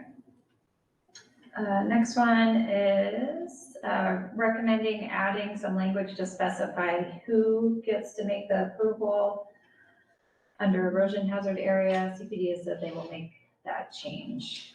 Are we okay to remove it? Okay. Seismic hazards, just noted that some language was missing from the section. We can pull that up if there's questions about it. And Minnie's team did note that it has now been completed and they provided that language here. We can give folks a couple minutes to look at that and see if they have any questions or want any clarification. Looks good. Remove it. Okay. Is any concerns if we remove this recommendation since the section has been completed? None, okay. And Laura, do jump in if you have any questions. We're moving pretty quick here. If you're having any trouble following, please jump in. Doing a great job. I think it's easier for us to see it than for you guys. Okay, steep slope hazard, there was a recommendation on a revision. Nancy, you provided some specific language to remove from this section. CPD has noted that they'll make that change. Any concerns about removing this recommendation? Or the revision that Nancy proposed, I believe that's Nancy. Any concerns removing this one? No. No? Okay. View corridors, there was a concern that the statement was too broad and could result in significant trimming of vegetation on steep slopes. A recommendation of strengthening the section and some more details on when and how the trimming should take place. CPD noted the section does not allow removal of trees, just limited trimming. They can add language to make it clear that topping of trees is not allowed. And some better definitions for scope and scale of trimming. Like keeping that, or adding, sorry, keeping the comment and adding that recommendation around topping and just making it real clear on. Okay. It's not allowed. Not just topping, but windowing of trees. Like you go down and look at the lake, I mean, there's a branch at the bottom and a branch at the top. And it's stripped all the way down. Is that a technical term, windowing? I've got a tree in which, there's a lot of dead branches. They said, and the arborist said that it would really help to remove those dead branches because that would strengthen the tree. Yeah, I mean, I think our tree chapter must have some reference that we can just add here in terms of to the proper ways of taking care of trimming and all that kind of stuff. But we can make those a good point. I think it's pretty broad. We can narrow that down or clarify that language. So different cities take different approaches to this. The more strict cities on their tree regulations will require an arborist report before this kind of trimming is allowed. I don't know if you want to go that far or not. Kirkland requires an arborist report for just about any tree you touch. So, I think we're almost there, if not there. Do we want to expand on the recommendation or anything Don noted? Or is it fine, just, what I did was I'm pull, okay with it as is. okay, I pulled a little language from CPD into kind of more details of what we would want to see around specifications for scope and scale of trimming, what happens with the vegetation, and that tree topping is not allowed, property ownership. Any further revisions to this one?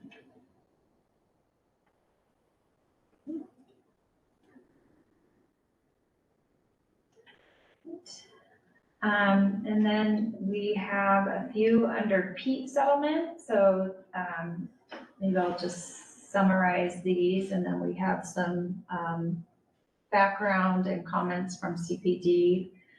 The recommendation is strengthening the section to limit development as well as mapping out areas with peat or peat-prone areas. I'm just noting that these areas do sequester a large amount of carbon dioxide and are important to protect. That we should avoid development in areas with peat unless the following criteria are met and demonstrated in the critical area study. And there's some specific criteria here around avoid temporary construction activities, avoid temporary and permanent groundwater dewatering. And CPD did provide quite a bit of background on peat deposits. Looked like the city consultant looked into that quite a bit. That we can walk through. I don't know if Emily could, if it's Emily, if she's still on, could just talk through kind of a quick summary of those findings. And if there are any concerns that you have with environmental board comments, or if they were just supporting or providing more background information. Yeah, we had our geotech consultant look into, peat deposits in the city, and they provided some background information. What they discovered is that the vast majority of the peat deposits are protected under the wetlands critical area. There are some areas that used to be in the valley bottom that are still potentially unprotected, and so we added I forget what it's called, peat settlement prone areas into the draft, so we could start looking at them. And the focus of the regulations for the ones outside of the wetland stream area is to first avoid the impact, minimize the impact when avoidance isn't possible. And any removal of 100 cubic yards or more requires an evaluation of the geotechnical, groundwater, and environmental impacts and some proposed mitigation to minimize the impacts. And so that's how we set it up in this current draft. And it includes some of the suggested criteria, but maybe not quite as specific. From my perspective, so are you saying that you can remove 100 yards? That would be if you go through the sequence and you avoid, minimize, and then that would be your last resort. And it would only be permitted when a geotechnical critical areas report has demonstrated that other options are not technically feasible and the impact to the environment is not significant. That's how it's currently written.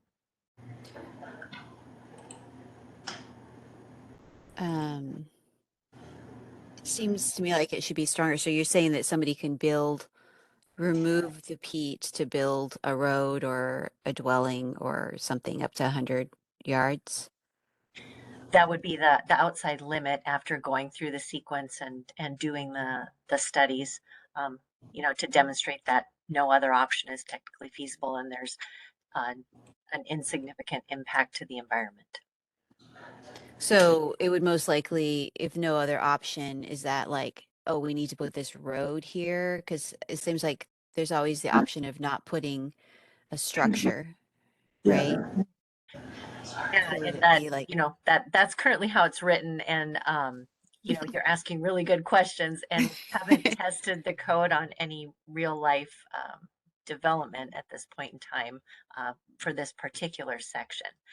So, I think these are well thought through comments and, I'm not trying to dissuade you from saying them. I'm just trying to explain to you what's currently in there as I understand it. So. oh yeah, I totally get it. And I really appreciate you looking into it and that it's becoming a priority. So what are we saying then? So I made this comment or part of it at least. So it seems like it should stay in there.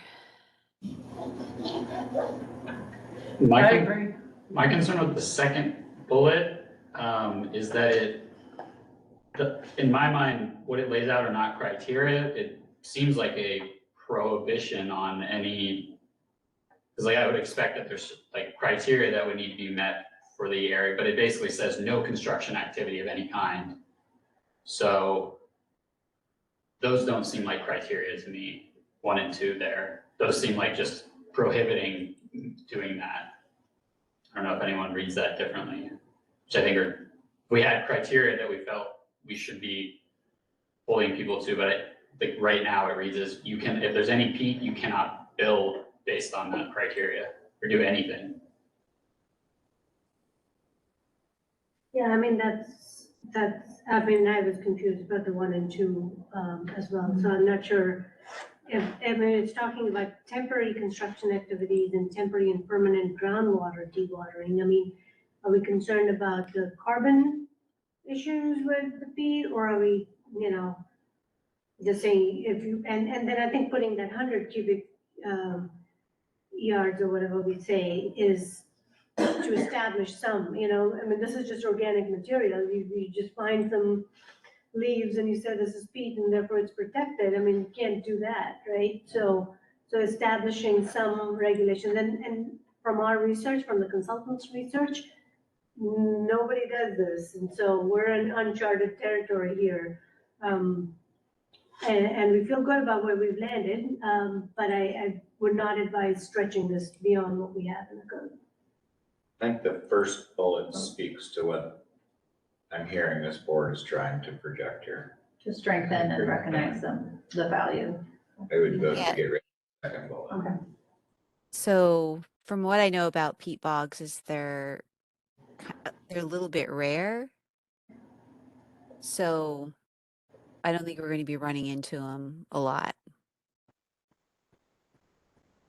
So the more we can protect them, the better, because they do have a lot, they store a lot of carbon, and they've got their own little ecosystem. My guess, Minnie, is the majority of the peat in Issaquah is within Memo State Park. Or, yeah, more closer to those lowland areas, yeah. I mean, it developed because it was a wetland at one time, the water levels changed, and now it's peaked, is sort of how the geology played out. Well, wasn't the anthology, that big field over by the club there, wasn't that like the whole thing was a peat field and they hauled it away? And so, I mean, that's an example of the kind of thing that would be disallowed. Yeah, in the proposed draft, you would get a geotechnical report. If you have an assessment, then you have to do this. Can you minimize, can you avoid the impact? And if it's more, then what can you do to mitigate it? So that would be the process. It's not a prohibition, it's avoid, minimize, and then address the impact. But there would be an attempt made to address the impacts for that during review, not during construction or whatever, right? So I think the examples that you all are talking about, I wasn't here at the time, but my understanding is that those were discovered during construction. So I'm hearing still interest in possibly considering some strengthening or recommendation to strengthen the section, plus a recognition of the valuable asset, and then removing the second point with the specific recommended criteria. I guess I'm concerned about removing totally the second point. And my concern lies with the fact that this section is, compared to all the other critical areas in there, is the weakest in my opinion. It doesn't really specifically say what you can or can't do. I'm not sure we've got it right here in these two bullets, to be honest.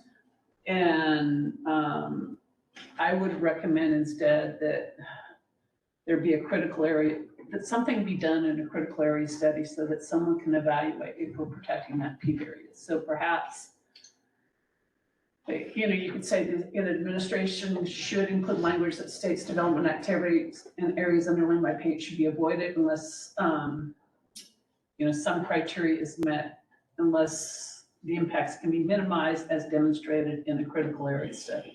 Just period there. So what you're doing is then making them actually evaluate the effects of dewatering, the effects of, what they're doing, instead of saying avoid, limiting them and saying no totally.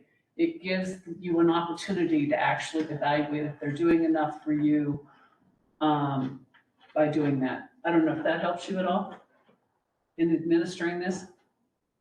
I mean, this is your recommendation to council. We don't know where council will make the final decision on these. So, yeah, I mean, I think today we're just deciding leave it or take it out. So I think I agree with the taking out the two bullets that kind of give you the criteria, but actually making someone do a study to actually determine the impacts on that peat area makes more sense. Okay.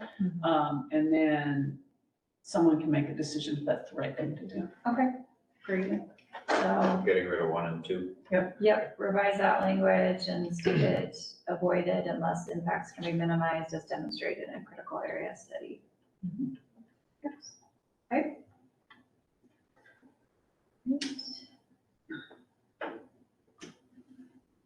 Right, mitigation of geologic hazards. I believe this was Nancy had some specific suggestions for revisions to this text.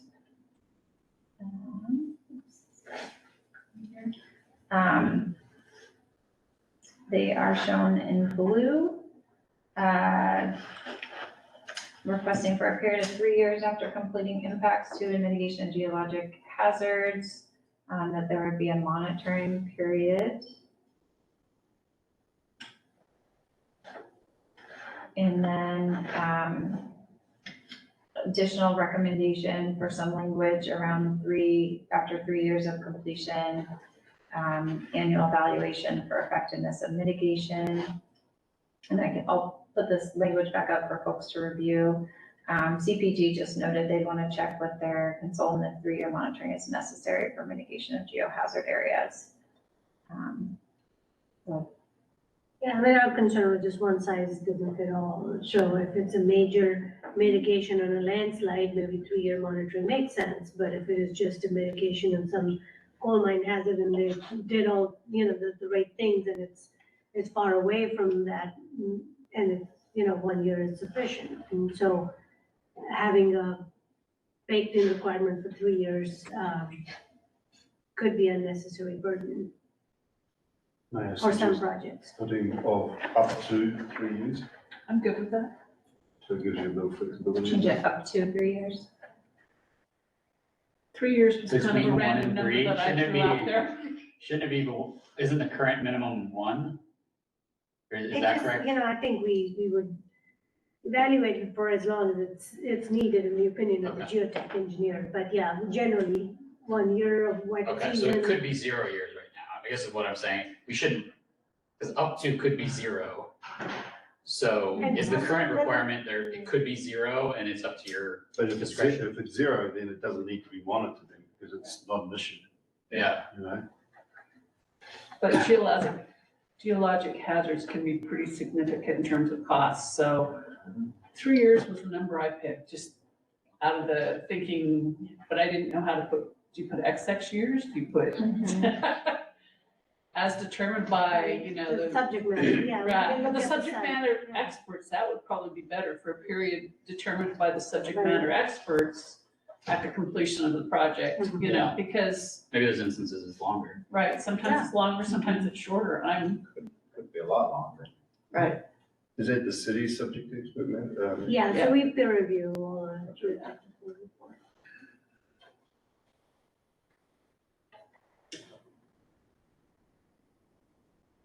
Okay, so changing 3 years to determined by the subject matter experts, The cities. the cities. Geotech, engineer, peer review, yeah. We'll find the language. All right, any other comments or revisions to the proposed suggestions for this section? I think the words are flipped cities and the subject. Oh, thank you. I will proofread what I'm saying. Okay, great. Okay, wetlands, there was a recommendation to strike some language under the description category 4 wetlands. I think, if I remember right, it was making it sound like they were a bit less in value. CPT said they can make that change for removing that language. Are we okay to remove this comment? Discussion?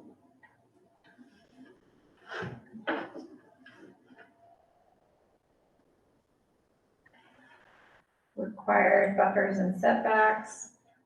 Recommendation to strike some language that said forestry such as cutting of trees only. Just noting that that practice is not low impact and should require mitigation. Board recommends removing that action from low impact provision and moving it to a high impact provision. CPD noted the table of intensity of uses is from Department of Ecology.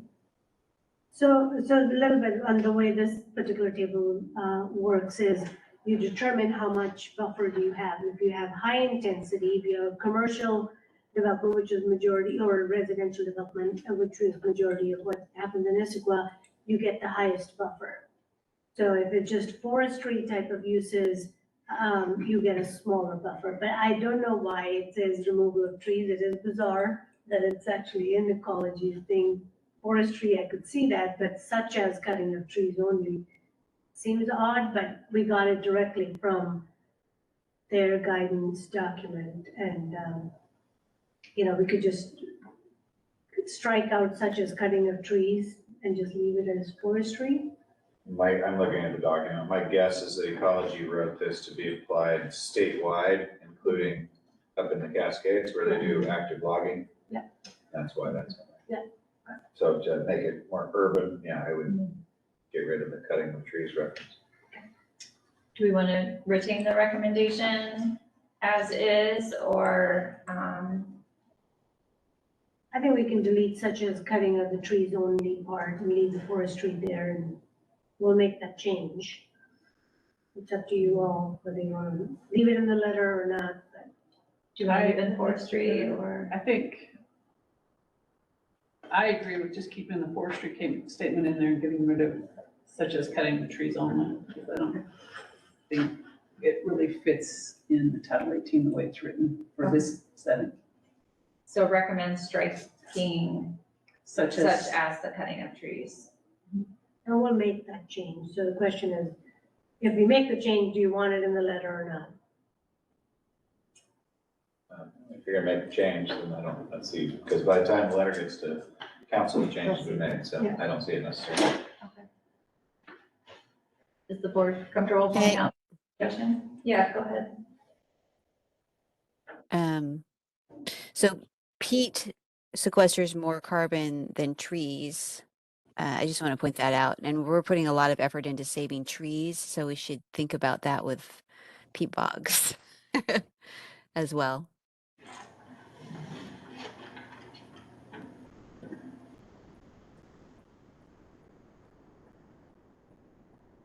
Any concerns for moving this recommendation if CPD will address it? Okay.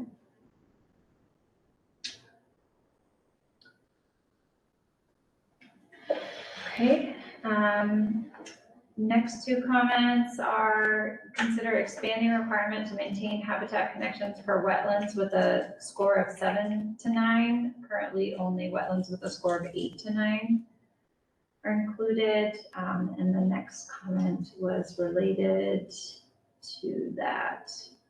Yeah, these were my comments, I Okay. believe.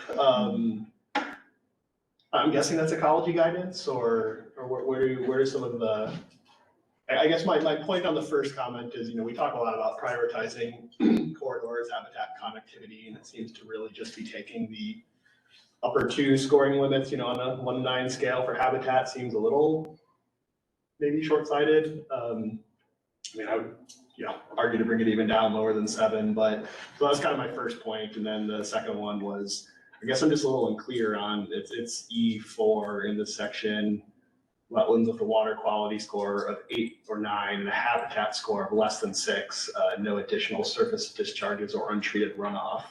So I'm kind of unclear where habitat scores of 7, 8, or 9 for that protective measure exists, or if it exists somewhere. It's like, why would you allow additional surface discharges to run off in better habitat areas with also high water quality scores? That's a good catch.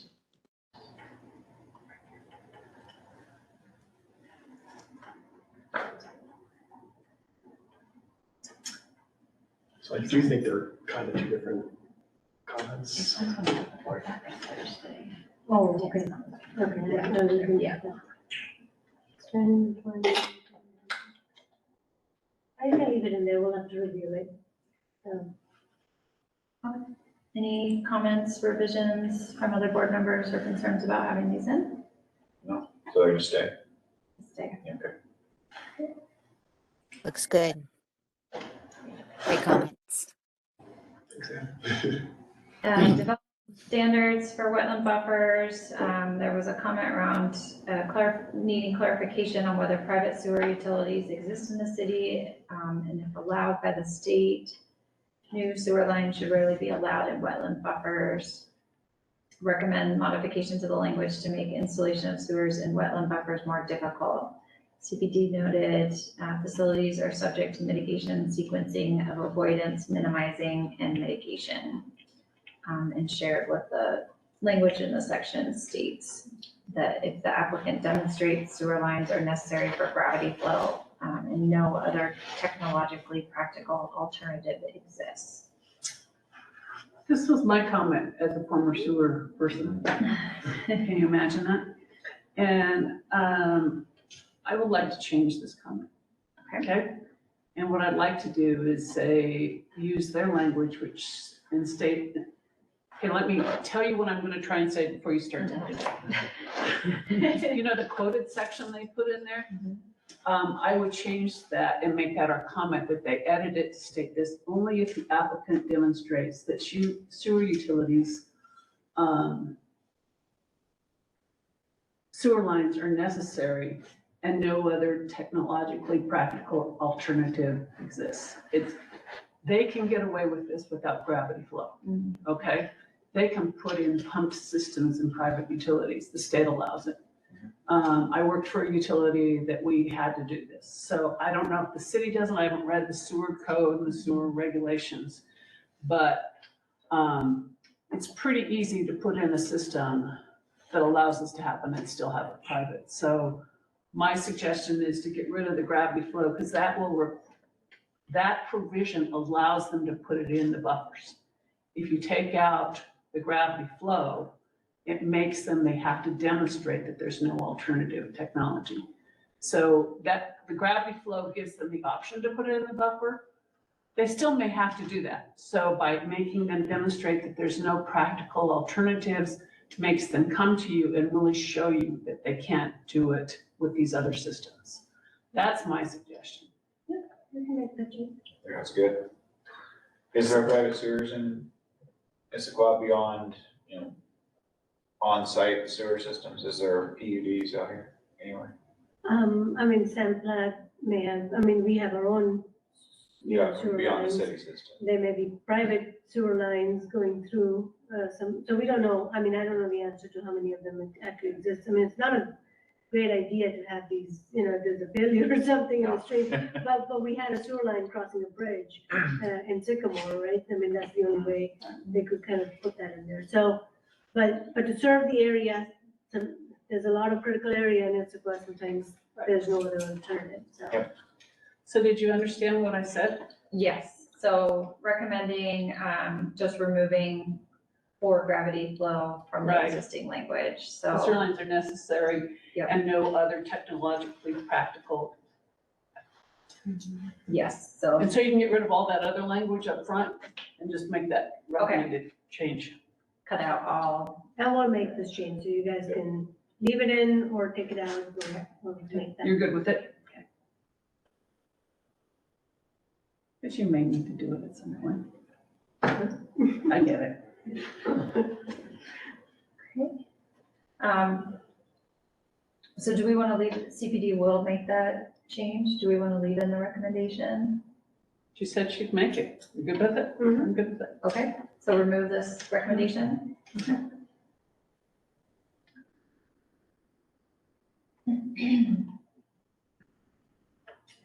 Okay. Regulate activities in wetlands and wetland buffers. Stormwater facilities such as underground vaults are no longer allowed in wetland buffer area to protect the buffer to the maximum extent. Recommendation to modify the language to be more specific about what is a stormwater facility. Just wanted to better understand here the intent and ensure it was not misinterpreted. And then CPD provided some comments about additional information that is available in that section. This is a common mistake made in the stormwater world, is lumping together hard infrastructure like vaults, tanks, ponds, diffusers with LID/GSI, the bioretention systems. The bioretention systems have an advantage to be on the edge of the wetland. You're treating the pollutants before they get to the waters of the wetland. I see what you guys are doing with putting, like a level spreader located on the outer 25%, but level spreader still has highly contaminated pollutants in it. It hasn't been treated yet. So opening the idea of allowing them to use the edge of the wetland to put in some sort of bioretention system to do treatment before it actually makes it to the waters of the wetland. You would have to put put these facilities outside of the buffer. So there'll be added protection because you've got the, you know, this, but I mean, you can make a recommendation to allow these other things within the buffer. I think the issue sometimes becomes is what are these designed as? Sometimes they're rock lined bioswales is that Yeah. okay to put them in the buffer? I mean, people stretch it to meet their, so I think that this has been a point of where people have argued that if it's an underground vault, that can be in the buffer because it's not, you know, you can plant over it, but you really can't plant trees over it. So we've had those debates before, and so this was our attempt at fixing it and making it clear what can and cannot do. So if you want to add bioswales and other things are allowed in the buffer. It was just a question for you Yeah. guys to consider. I don't know if this language needs to stay in there, but it's something that I just want the city to consider. That there is advantages to using that kind of technology. It's okay. I'm happy removing it. I think it's up to you guys. I'm okay removing it. I think Issaquah's, the explanation below talks to it. I'm good. Good removing it? I'm good. Okay.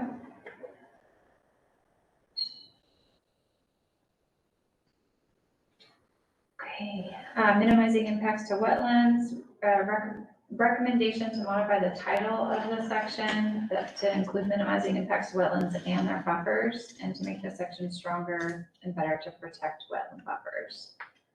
CPD noted, section is really intended to minimize impacts to the wetland itself, any entity outside the wetland.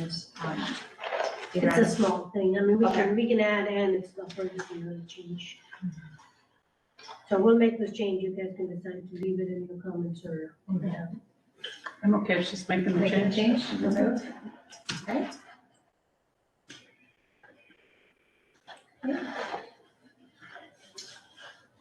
Next one is around eliminating a section to ensure it is consistent with definitions for stream. I think there was some redundancy, duplication and not wanting some mistakes to be made. So CPD noted that they will make that change, so I will remove the recommendation.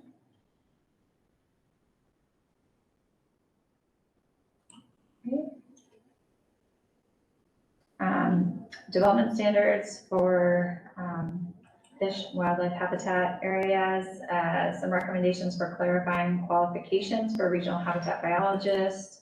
CPD noted that they'll make the change that was intended to be WDFW. Thank you to you, your comment has. Oh, I think someone asked about who that was. That might have been, yeah. Okay to remove that one. They're making that change.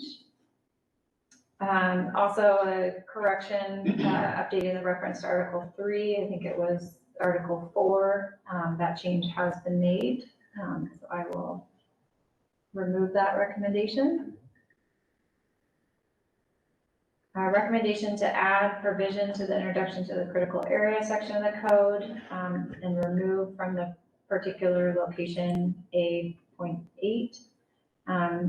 CBD said suggest keeping in the section because of the overlap between wetland streams and other areas will occur. Section at the beginning of the chapter states the most stringent provision applies. And this got moved into the general section when we were talking earlier. So That's we right. will make that change. I think it should. This is already covered in the general section now, I think, based on the edits you all made today. Okay. Are folks comfortable in removing this recommendation? Okay. And the last one here is recommending modification to the language to avoid redundancy. CBD has noted that they will make that change. Anyone okay with removing? Okay, great. Okay, required buffers and setbacks. There was recommendation to change language to shall, section I.3. CBD noted that they will make that change. We can remove this. Okay. I'm going fast, so definitely holler if anyone wants to slow down. Regulated activities, recommendation to enhance requirements. Stream crossing will accommodate 100-year flood flows. Know the city's currently updating the flood map for Issaquah Creek, and are considering current 500-year flows as a proxy for future 100-year flows. Wanted to make the requirement more stringent to allow for future flow models. And then under this section also recommended clarifying what is mitigated, is being mitigated for where a mitigation plan is required for removal of exotic or invasive species. I think I made both of these and Okay. trying to kind of Thanks. remove the context of that a little bit. First one, yeah, I was kind of going back to the definitions of 100-year flow, but I think there's minis or something in here that essentially says, you know, if there's any change to the those kind of definitions, that would be reflected. I kind of wondering if my first comment on D1 is maybe unnecessary. I'm guessing what we're probably thinking was that, yes, it'll be updated when it changes, but if you're planning ahead for those flows, then you would need to go to the 500 year. That seems to be what you're suggesting, is that you're thinking that we should be thinking ahead to what we believe the flow will be, as opposed to just using the current 100-year flow. Right, and I think I was specifically calling out stream crossings too, as kind of an area of concern.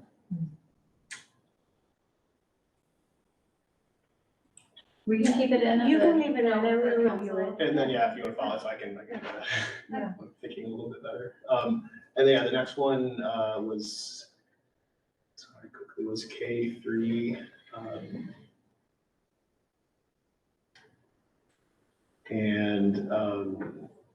Yeah, removal of exotic or invasive plants within streams and stream buffers is allowed. A city-approved mitigation plan is required for removal of vegetation commences. I mean, I'm just thinking of work we do with the Greenway that would be like, I think, violating that, deviating from that. I mean, Canada pulls tansy and stream buffers pretty consistently and isn't mitigating for it. So it just seems odd to me. So mitigation, yeah, for the exotic and invasive plants, just clarification. Just, if there's any rationale for that, I think it should be removed, but. You can leave the comment in, we'll see. Okay.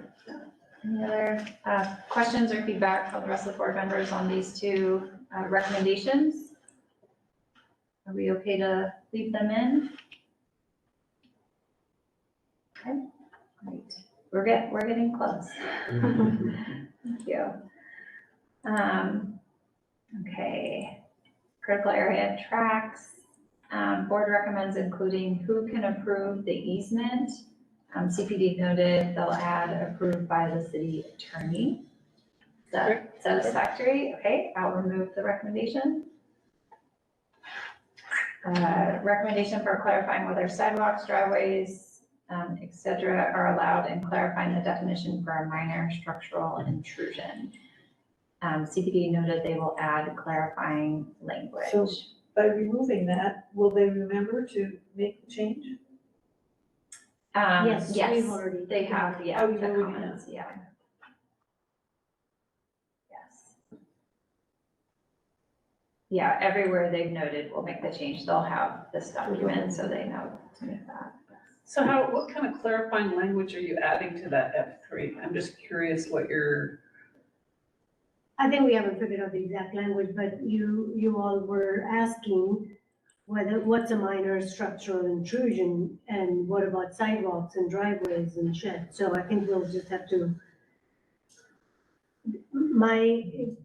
it doesn't get into the sheds, it's more about, if you have a little bit of a bay window or something like that, that's what it's getting at, that particular exemption, not those other things. I think why I read it as you're concerned about all these things now an exemption, so we said no. It was my but, comment, and I was yeah. like, well, how far are we gonna let this one go? Because when it says minor, our definitions may not agree. Correct, and I think we would go back to the intent of that buffer, you already have a buffer, but then the setback of 10 feet isn't that you just got a larger buffer, it's if you need to maintain the wall of the building and paint it, you have some room, if you're building a building. I'm not sure if we can, if there's a sidewalk or something like that, that doesn't, it's not a setback, it would probably be okay too. So, because otherwise you're just extending your buffers, so the buffer stops, but you have a building setback. So any structure would have to meet the setback, so I think all of those things probably are okay, but then it said minor structural intrusion. That meant if you have a building, you can go with a fireplace or a roof overhang or an eave into that setback. But if you have a driveway or a landscaping or sidewalk, those are not structures per se because they're not buildings. Well, if you want a covered deck or something like that, I mean, it was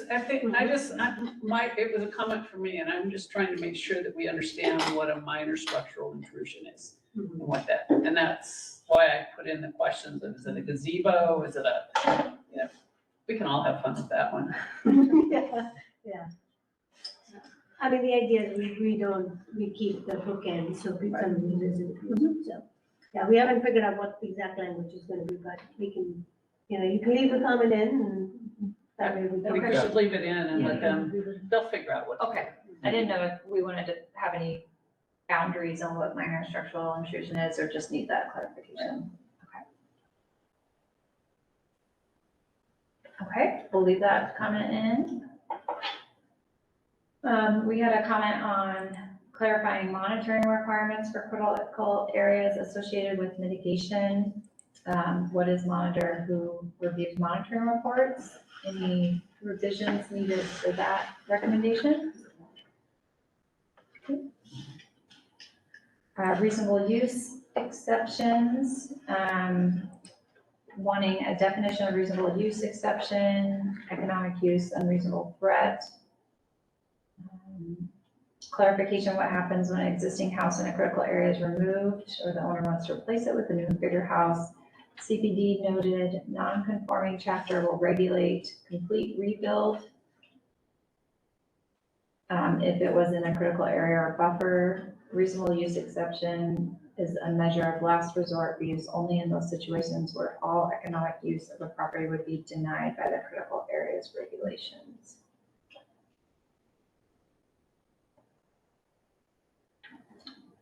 Any revision that we want to make to the recommendation based on the response from CPD? Well, this was my comment, and I still believe that we should ask them to provide a definition of those 3 items. I think the example, Minnie and I talked after I submitted these, and I'm comfortable with her explanation of how this would work. I didn't read that section of the code, so I have a better understanding of that. But I still think that I still recommend them trying to provide some limits of what those exceptions are. Okay. That's my recommendation. Would that be then removing the other components of the recommendation, just leaving that first sentence in? Just the first sentence. Okay. The rest of the board comfortable with that? Any questions around? Okay. Sorry, Minnie, I had to get it in before we talked. All right, tree preservation. Yeah, Dan is here on the line. Thanks, Dan. Thanks, Dan, for sticking staying. Some general comments before getting into the specific ones. Comment around avoiding or limiting removal of specific types of trees. CPD noted the code limits the removal of these trees except where they are deemed hazardous by a qualified professional arborist, or meet the definition of nuisance tree. Before we get into, I think we've finished up Emily Appleton's section. So Okay. Emily, you're free to log off. Thank you, Emily. Thank you. Thanks. Good night, everybody. Thanks, Dan, for sticking around. So I imagine nuisance, I think nuisance is probably defined someplace. Could we have a link to it here, or should people just go back and look at the definitions and find the definition of nuisance? The definition is included under the definitions section, but it's all of the tree definitions are grouped under T. So if you looked under N, then that's probably why you didn't find it. Okay. Thank you. Okay. Any revisions we want to make to this one around avoiding or limiting removal of certain types of trees? Dan did note that the code is intended to limit that removal unless deemed hazardous, or in the case of a nuisance tree. So doesn't the code already do what the recommendation? I think that's, yeah. So we probably should remove Yeah. that recommendation. Are folks comfortable? I don't remember who made that one. Are folks comfortable removing this recommendation, since it sounds like that is the intent? Yeah. Okay. Great. Recommendation for aerial survey of tree cover.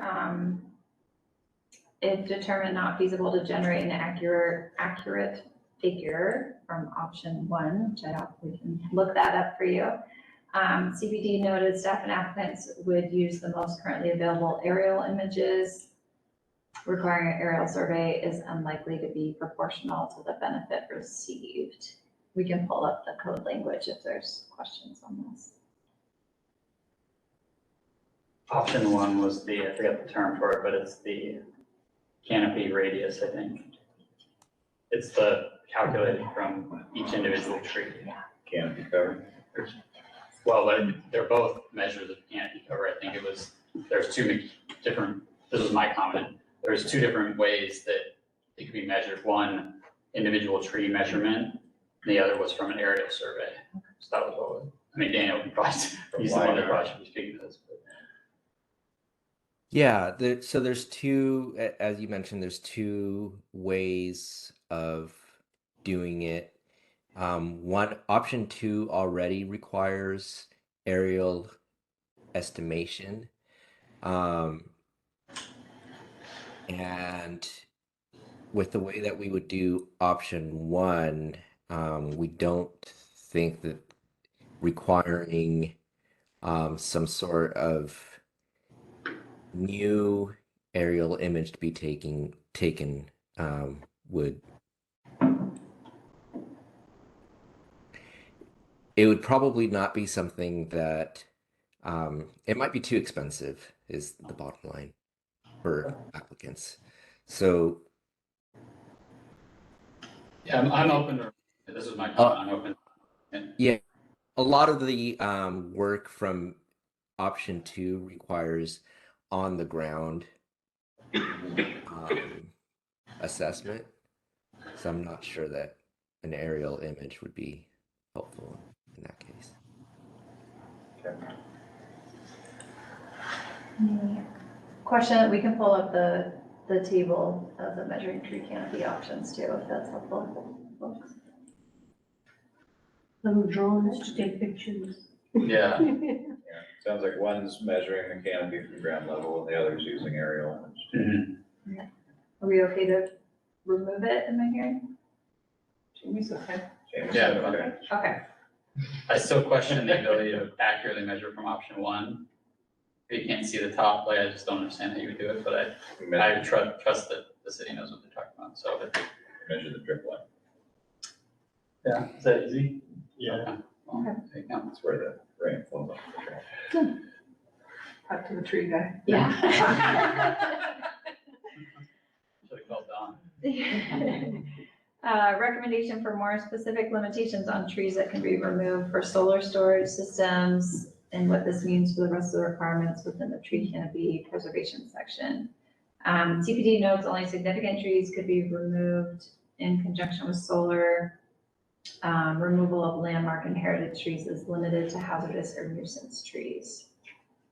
So my recollection of this was my comment, my recollection was that it was, this part of the code was saying that in essence, that some level of tree removal is possible when you're installing solar, but it didn't set a specific way to measure that. Is that, presumably there's some way to validate like what that would be, but it was just not specific to how much like removal there could be in that case. And if what they're saying is the case, that only significant trees, well, I don't even understand how that relates, so it would be helpful to understand.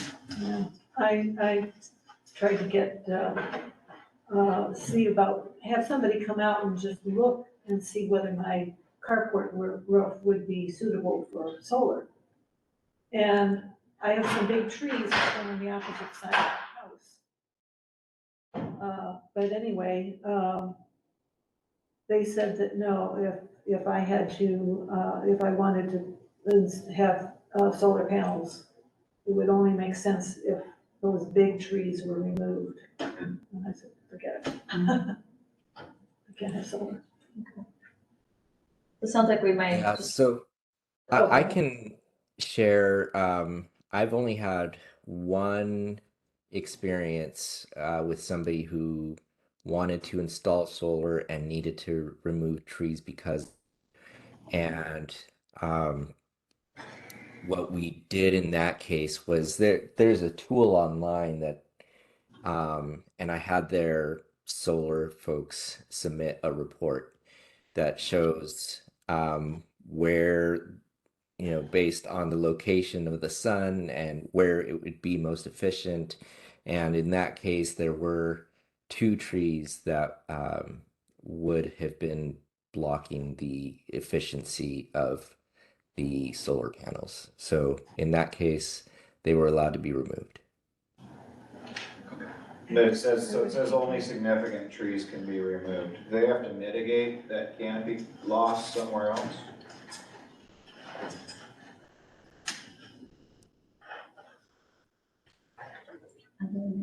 Yes, they do. Yeah. And where is that? Is that on their property, or is that in a mitigation bank, or do they have options?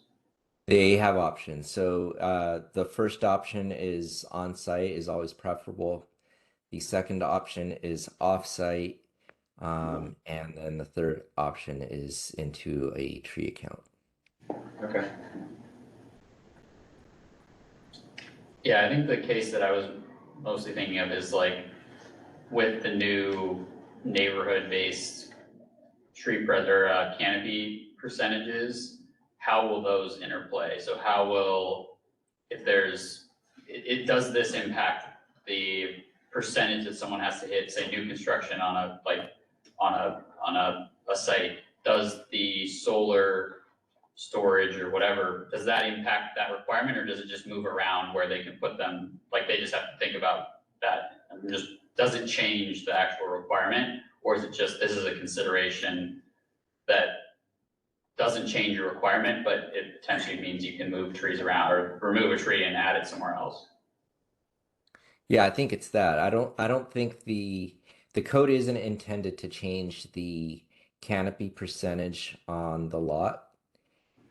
So if you remove a tree to increase the efficiency of your solar, then you would plant somewhere else on the site, and if that's not feasible, then you would plant off-site or pay into the tree account. Okay, well, I think I'm fine removing this, given that clarification. Concerns with removing this one? There was a request for clarification on emergency tree removal, whether that results in the need to provide mitigation at a 1-to-1 ratio. CBD noted it's included in the section cited here. Dan, just to clarify that means that there is a 1-to-1. Is there a 1-to-1 ratio required in that section, or just reference that emergency trees are addressed in that section?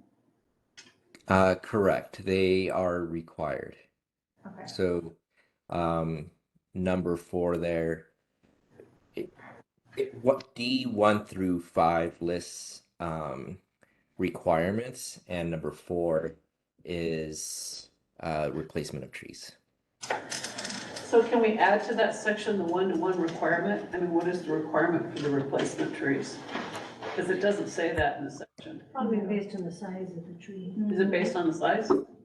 imagine. Right then, larger size, Equal more or trees. greater. Not less than one. Canopy One to coverage one. equal to or greater than the trees being removed? Let's go to the replace.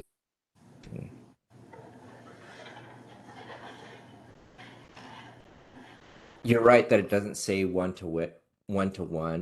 It leaves it open to, it says replacement trees, plural, must be provided. Let me.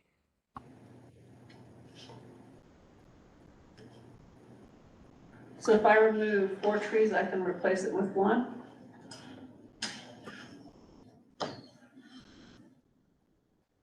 No, so the way that we would apply it would be that you'd be replacing at a minimum of 1-to-1 ratio. And this only applies to emergency tree removal, correct? Correct. Well, replacement is required all throughout the tree preservation code. But the ratio might change depending on the circumstance. Yeah, my comment was, if you have emergency tree removal, that means your tree's dead or dangerous at some point, and replacing it on 1-to-1 with a smaller tree is fine, because the tree has to come down. But if you're just removing a tree to build, you should replace the canopy in a significant ratio. Okay, so here's what the replacement tree provisions say is that in all cases, you would replace at a minimum of 1-to-1 ratio, unless your site falls below the tree canopy coverage requirements. And in that case, you would provide as many trees as needed to meet that canopy coverage requirement.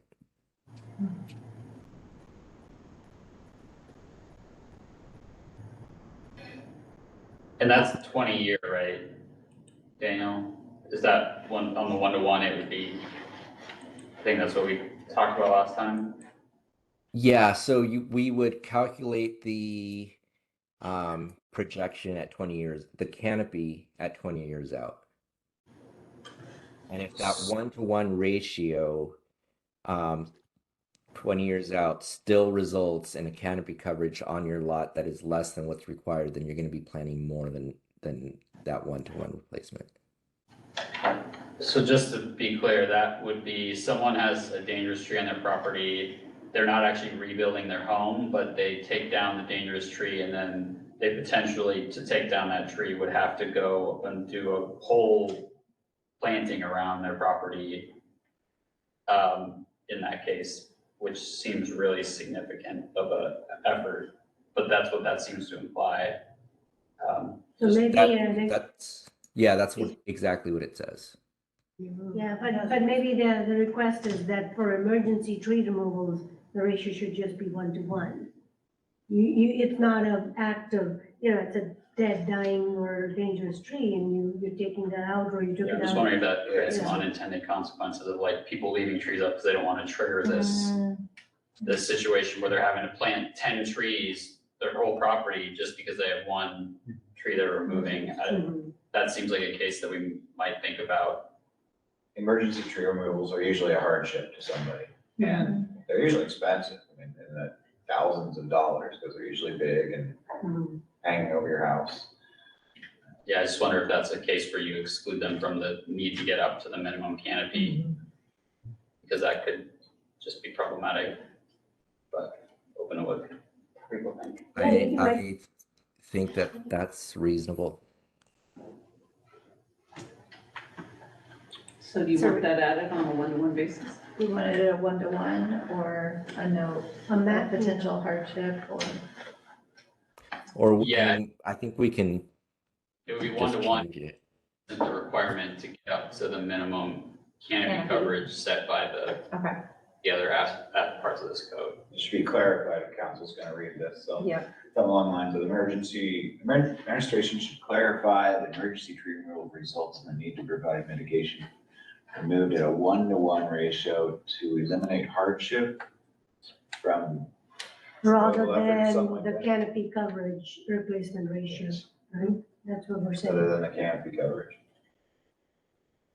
Well, is that, okay, is that what we're calling the like 20, That's the 20-year. 28, no, like the 28% or the 30%, is that the canopy coverage replacement? Maybe there's a technical term. How do we call that, Dan, in the code? The rest of the replacement based on canopy coverage or minimum density?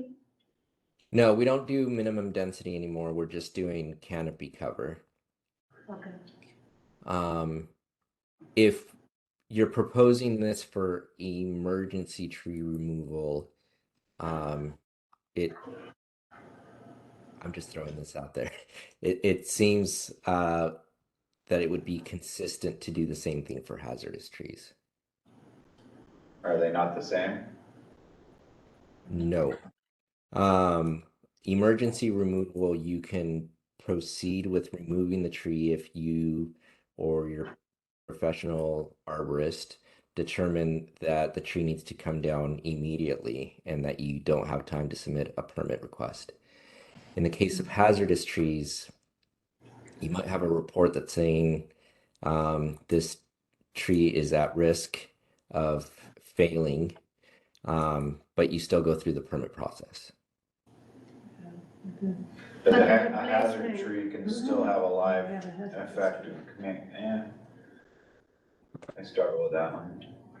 So the hazardous trees replacement ratio then is, whatever the canopy is, you have to maintain that? Or do you have to meet the sub-area canopy if you're taking out a hazardous tree?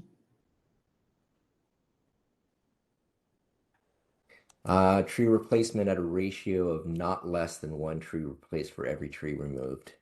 That Okay. provides canopy coverage equal to or greater than the trees being removed. Oh, okay.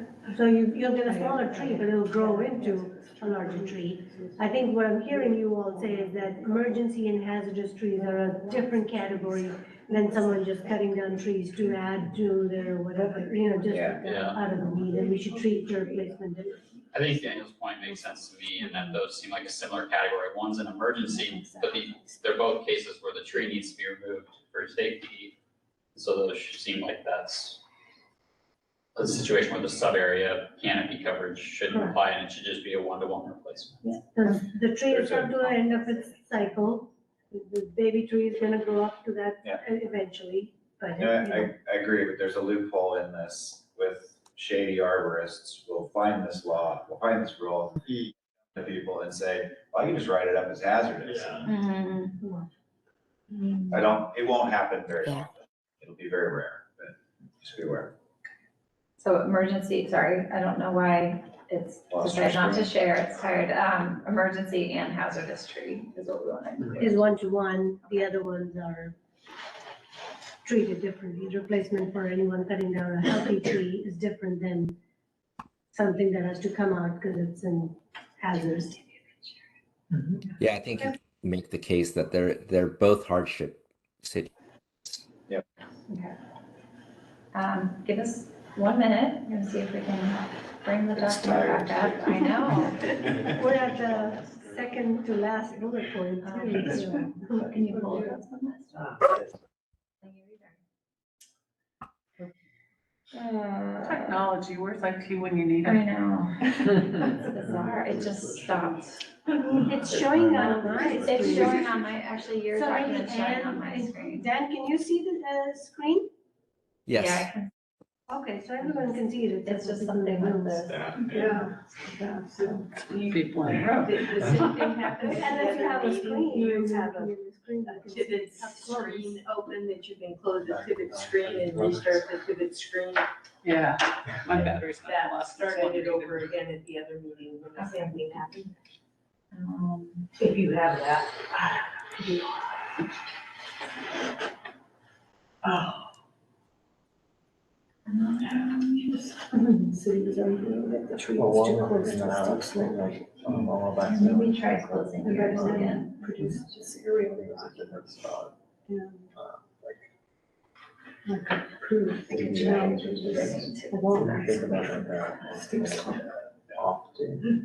And plus, his aerial document showed the trees being green.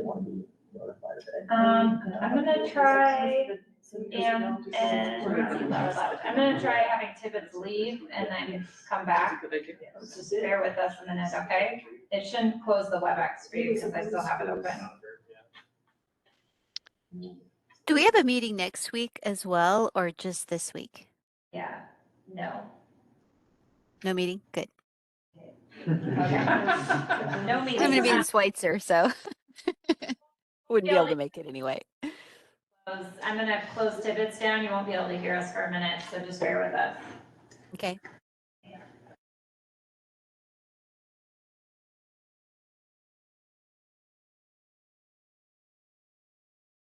Thanks for all your hard work on this, you guys and gals.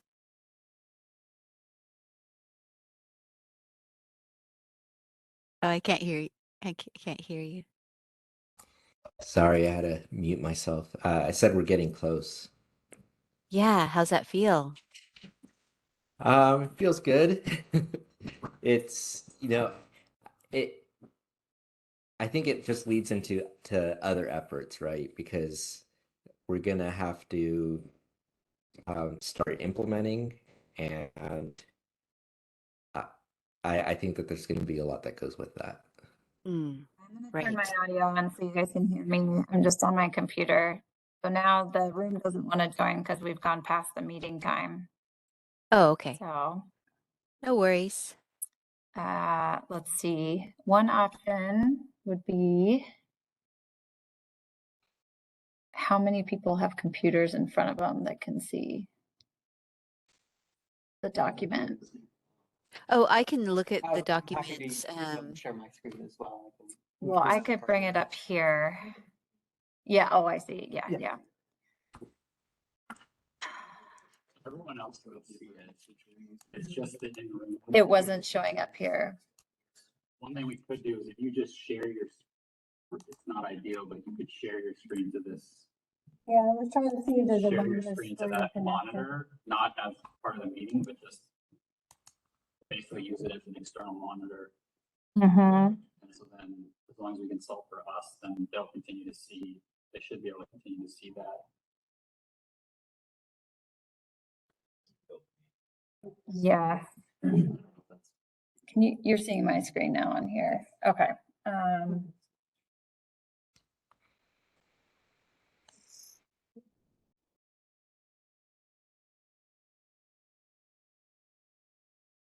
They're sharing it up here. Yes. Okay. Sorry about this, folks. 3 hours in here. Meeting.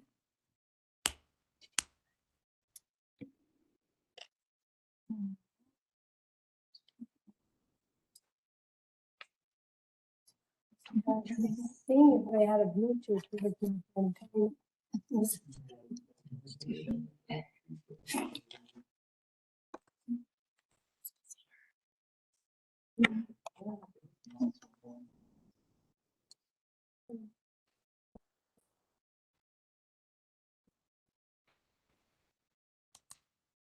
Well,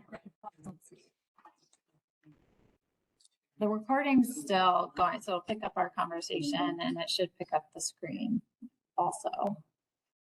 We only have a few more bulbs. Yeah, so Cameron doesn't have a computer, Janet. Oh, you have? If you were to the front too, you could kind of cover the whole. Okay, I think everyone has it except Janet. Is that correct? And okay, sorry. Great.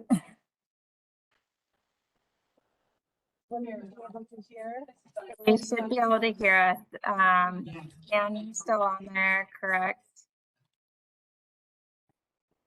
Yeah. If you're talking to me.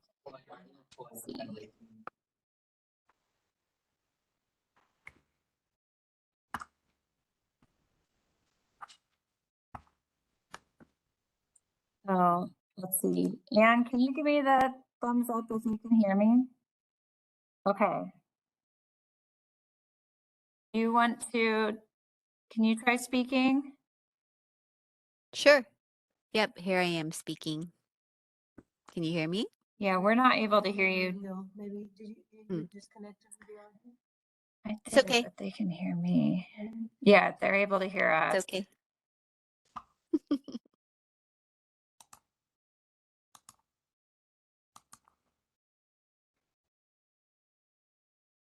Can you guys say something and see if it comes through my computer speakers? Hello, hello. Hello, hello. Hello. Right, we can hear you. Oh, okay, great. You still recording the meeting then? Couldn't get the WebEx. It was, is it? I can't even find the link. It told me it's being It told you recorded. it's still being recorded. Okay. I think you'll need to mute them. So we're gonna get feedback. Okay. Maybe turn your volume down. All right, sorry, folks. This is the challenge with some of the technology here. We are moving through it. We think we're still being recorded. We only have a few left. So we'll move through here to, we're still under tree preservation, considering whether there'll be properties with issues complying with tree coverage percentages due to adjacent street trees or trees on other properties that overhang the property. To consider what should be done in this scenario. CPD noted that the code specifies that off-site trees may not count towards a site's canopy coverage. On-site assessments may be necessary when evaluating this scenario.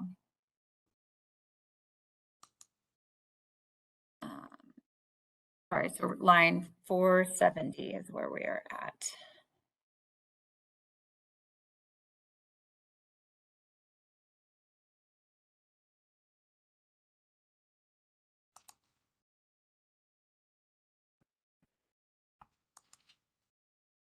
Is that essentially saying there's room for kind of on-site assessments for unique situations? Or?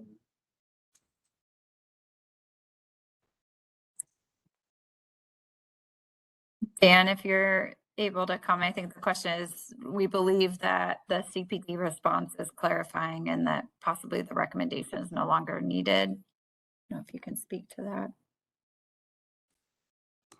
He is. Oh, Dan, were you talking to Yeah. Dan? Sometimes I think you say Ann when you say Dan. Yeah, in those situations when we can't evaluate based on imagery, we would do site assessment performed.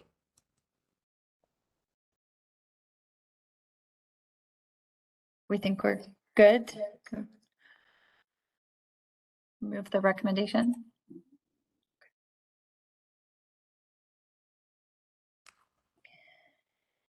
Request to provide a definition of canopy radius. Make it clear it's only area covered if you were to observe the tree from above, not total width. CPD noted that there is a definition of tree canopy and tree canopy coverage. Common definition of radius would be used. Does that mean that common definition for radius will be included, or should we retain this recommendation for further clarification of definition of canopy radius? The definition of radius would not be included. I think we avoid common use definitions, and I would consider radius to be pretty universal, so we haven't included it. I agree. We can just look that up. If someone doesn't know the definition, we can just Google it. Getting some nods around the table. My point here was that defining what does it mean to be true canopy? Like, is it the total width of, like, you could take the radius from the very outer edge of that tree, or is it like the vertical coverage for, like, if you were looking at area that have trees that are overlapping, how do you calculate in that situation? That was this comment as well as the other one is, if you have a dense stand of trees, how are you calculating from ground level what the actual, it's like a crazy math problem, trying to figure out what each tree is actually showing vertically. So that was my point on the option 1 versus option 2. And here it's not the radius definition. I think I agree that everyone understands radius. It's the calculation and what actually constitutes tree canopy cover that I think is never clearly defined. There's some ways to calculate it, but you're still not defining the measure that you're looking for at the end of the day. Yeah, I don't know if you have Tree canopy cover. access to the chat, but let's see. If I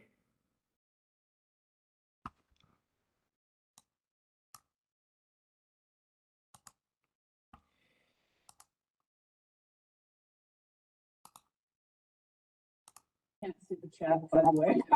if I share the definitions of tree canopy and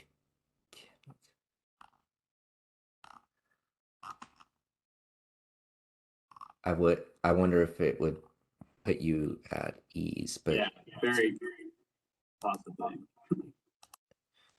I think we don't have access to the screen, so I think my suggestion, given our. I can just read them to you. Tree canopy means the layer of tree leaves, branches, and stems that cover the ground when viewed from above.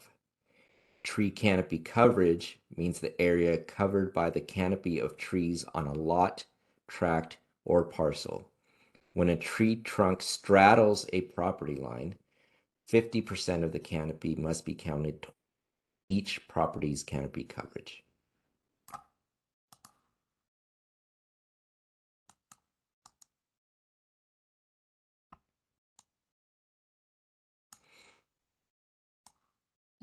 Moving. Board is concerned that the chapter speaks only to tree preservation on private properties, would like additional information added on how the city plans to regulate preserved street trees. CBD noted this was discussed as part of the public process. Direction received was to carry over existing exemption allowing for removal of trees in association with utility and right-of-way improvements. Understand that this is some balancing in terms of canopy goals and other necessary improvements. Tree removal associated with utility and right-of-way improvements will require replacement, which is not a requirement in the existing code. Direction received. Through the boards and the planning and policy commission and everyone else, conversations on. But I think what we added was a replacement. And so current code does not have a replacement requirement for those situations, which they're required to replace. So it's an existing code. Sorry, here is that you're cutting down a 20, 30-year-old street tree to put in a new road or to widen a road, and you're replacing it with a 3-year-old 6-foot-tall stick. Maybe some language that says something. I understand a lot of them have to be cut down. But maybe some language that says, preserving street trees to the maximum extent practical. Whether that be designing around them or relocating them, digging them up with a big tree stake.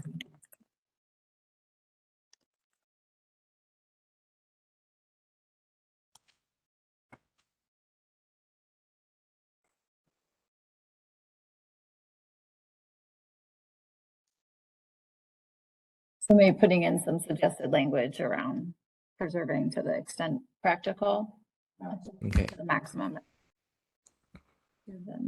extent practical. So folks can see that on the screen. I added some language. It's in the darker red. board request preservation of trees to the maximum extent practical. We could retain the language above it, or if there's any of that we want to remove.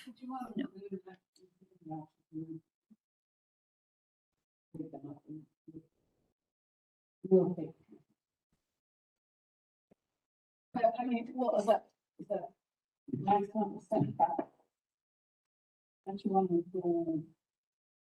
Transplanting a tree, I mean, especially a large tree, one, it's too expensive, two, the chances of it surviving, you probably know, I mean, they could die. Relocated 50-foot tall trees. It's in there. It's like the city will make the around system. Now that's up to an arborist, right?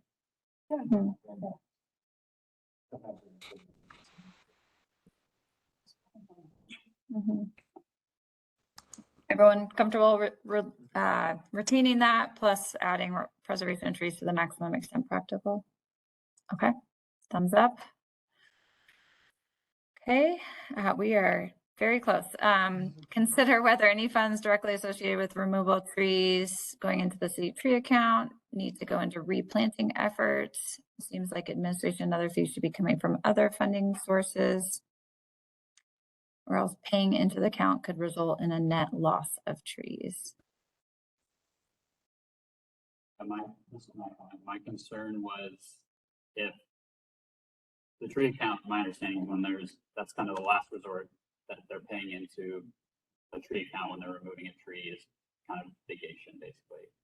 And if that's not going in directly into replanting, if that's going into administrative costs and other things, it could end up resulting in a net loss of trees. And I understand there's other potential uses for that fund, but I just worry that money is being set aside to replant trees, not to do other stuff. And so there may be some other cases like acquiring land that, yeah, maybe we decide, but what I hope it doesn't do is like administrating the programs. Like this should not be administrating the programs. It should be actively replanting trees if that's how funds. I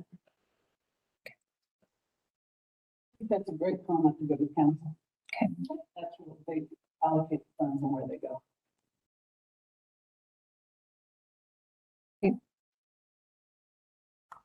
Okay, there was a request for definition of nuisance tree and significant tree. Yep, no problem. Great. Notes that include carbon sequestration as a benefit of trees and canopy. These last couple are mine. I can Yeah. Under purpose, B2 with purpose of the trees, I just have nothing around carbon storage, anything like that. I think it could be an easy addition there. We can make that. It's just in the purpose section. Yeah. Okay. So are we deleting that? Because you're gonna make that change? We can leave Should we leave it in? George call. Okay. Might leave it. I think Dan's comments came in. You all looked at it earlier draft of comments, so. Under replacement trees, I think Dan, these were also possibly from you, comment about possibly being redundant. So this is in the replacement tree section. Minimum of 50% replacement trees must be native conifers for replacement of deciduous trees, and maybe up to 50% native deciduous trees for replacement of deciduous trees. It kind of, to me, it kind of says the same thing twice, but.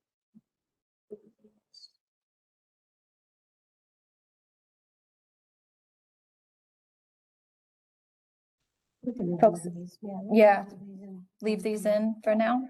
Okay. The last one, I know we're mic'd out right now, but would be kind of concerned if anyone has any, interested if anyone has any thoughts on requirement of replacement trees and requiring native trees.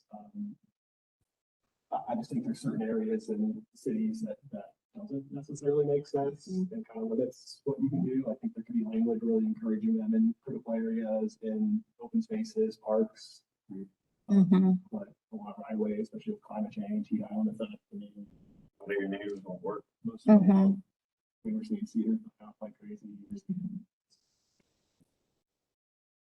The only thing I would potentially would bring up is, are there instances like if you were trading a conifer for a deciduous tree that you're gonna encourage like blackberries and other things that if you don't have a conifer, whether it's a native conifer or non-native conifer, does changing the nature of the cover and when there's coverage over the undergrowth meaningfully change the prevalence? I think that's actually the previous bullet that you're, depending on what type of tree you're removing, you're required to place up to a certain percentage of conifer.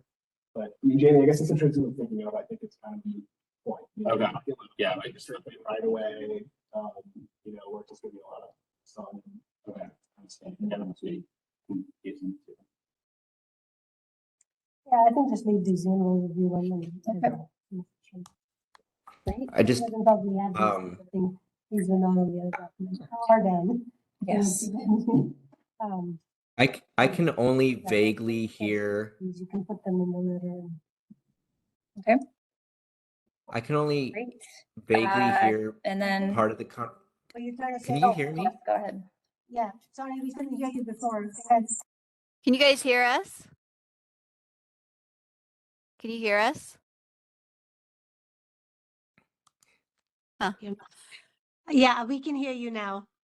Oh, Okay, great. I just want to point out, I think this is a good comment, but these replacement provisions came out previous public meeting discussions.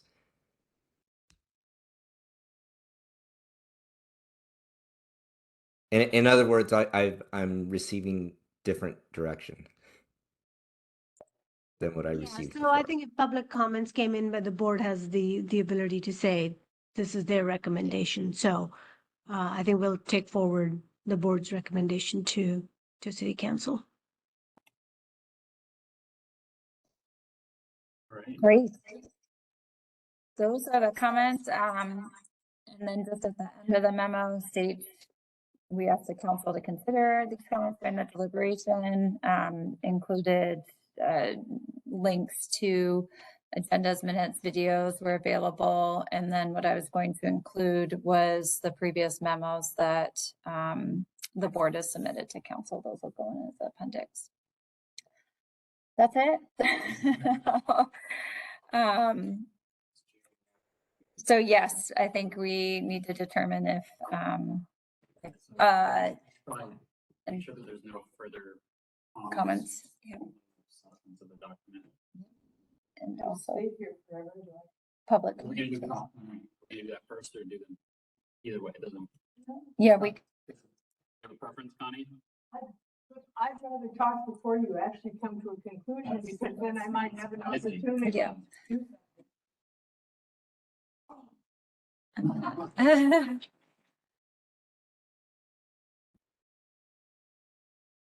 Assuming the owl can get me. So, Tony Marsh, you guys did an awesome job. Look at that, all those details. I'm just so impressed. Very exciting. I'm on board with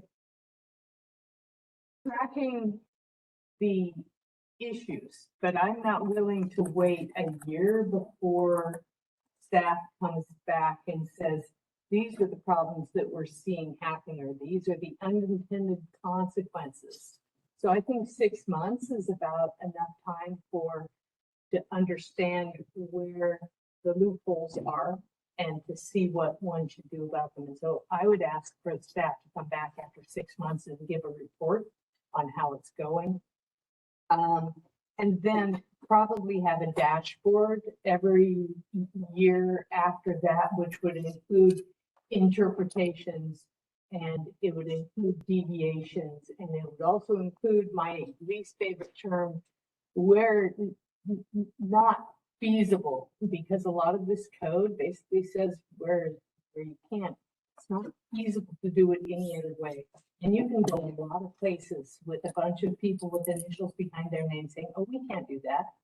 And then that economic feasibility situation. No, we have to have those 3 extra units. Therefore, we must intrude upon a thing, right? It happens all the time. But those are the things that we're trying to get rid of with the old code. And one of the ways to understand if you're gaining it is by tracking it. And I don't really see much tracking outlined anywhere. Does it need to be in the code? I'm not sure, but I think there has to be a commitment for that. And then we currently have the active projects map and list, which is where a lot of the new projects going through show up. But there's no commitment in this code on when and how updates will be put on whatever this website thing is. And that makes me really uneasy because I probably took 2 years out of my life to get that darn active projects list going so the public could see anything. And without any commitment, even saying that you're going to continue that active projects list, it just says it'll be on the website. And it has to actually be functioning and usable by the public on the website to provide the transparency that everyone expects. So that makes me sort of anxious because it's not great how it is, but we can at least see something. And in the past, street projects just never raised up and got on any website. They said, we don't have to. Yet some of our street and corridor projects are our most environmentally impactful projects. So I want to understand how we are going to get a holistic picture of how we are doing with the environment. If we do not include street projects, I think we just have to. I'm going fast, but really. And to the comment where all utilities state that there's no other viable option before you impact a critical area, actually, that is not consistent throughout the code. Some don't state that. So if the intent is to say there can be no other viable option before you can use a critical area buffer or the critical area itself, you need to say that everywhere, and that's not consistent. I don't understand the consequences of steep slope tree trimming for views.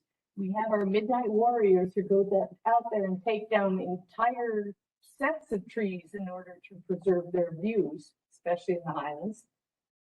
I don't see why you would open it up to the opportunity of trimming trees unless you're trying to do something like a vista from the top of a hiking trail to make a destination. So I don't even know why that's there. I've never seen that in our normal code before. Maybe it comes from the Palace Development Agreement.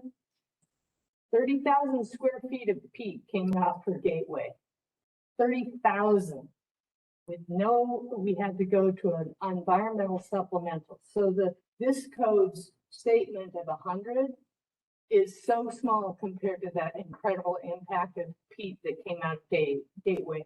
There is anyway, I'm not going to go further. It's better. No mapping still.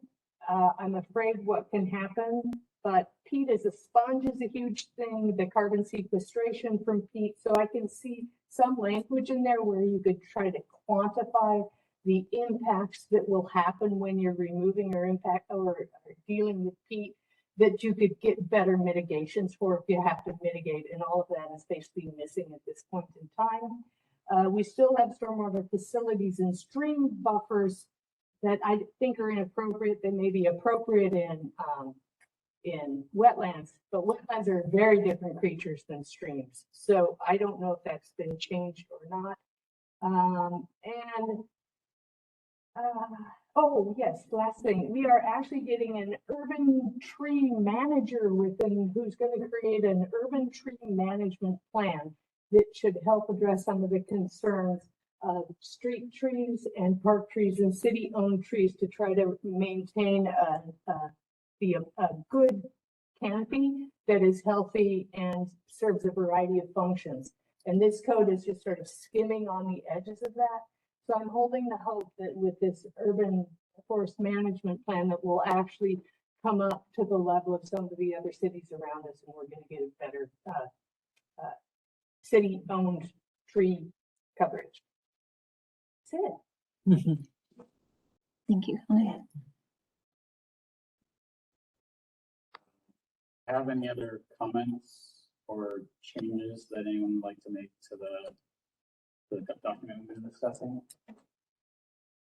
I think she made some good points, and I would like us to have a conclusion statement added to the memo that goes to them. And I made some notes to myself as she was talking.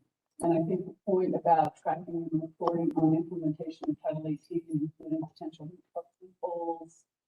I think she referred to exemptions and what was the other one? Variances, you know, something along that lines that we were concerned about to PPC or the other appropriate bodies. I don't know if it's us, but you know, should occur on a 6-month or annual basis. And the other one would be a bullet along the lines of continue to maintain the active project list on the city website and keep it current with public and private projects.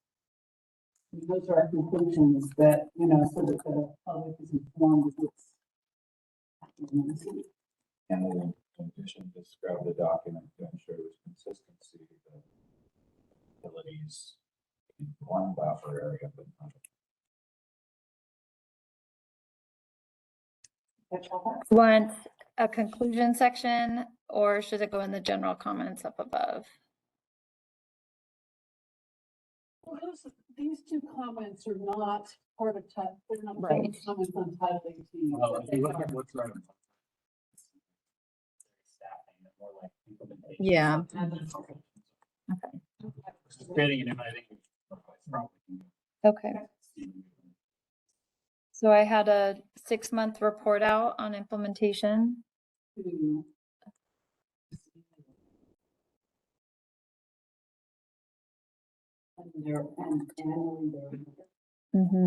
PPC and annually thereafter. I think with planning, PPC is going to be very busy with a comprehensive plan.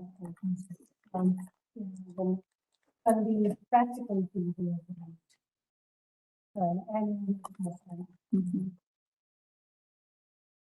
Development of a dashboard to report on feasibility. And there are a few other things. Okay, the dashboard is just a report on feasibility. Were there other items we wanted to include there? Oh, sorry. Okay, I thought that was a separate one.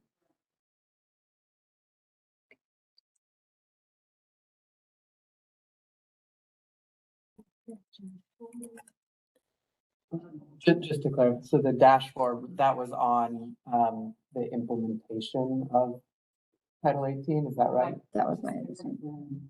Then the active project list. And continue to Okay, maintain so the active project list with, On the city's website. yeah. And private projects.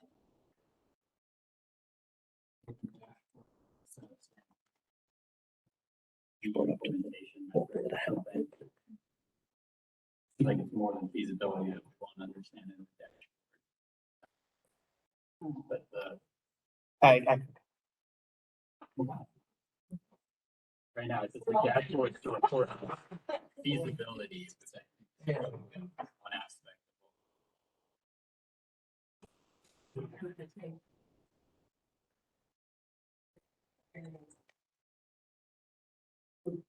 Deviations.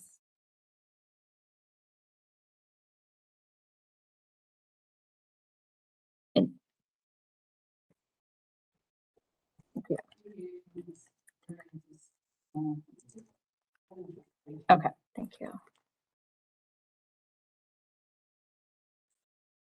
Okay. So 6-month report with a dashboard that reports on deviation, interpretation, variances. And then a second point is the board recommends the city continue to maintain the active project list on the city's website and keep it current with public and private projects. Anything missed there? Okay. There was comments around this.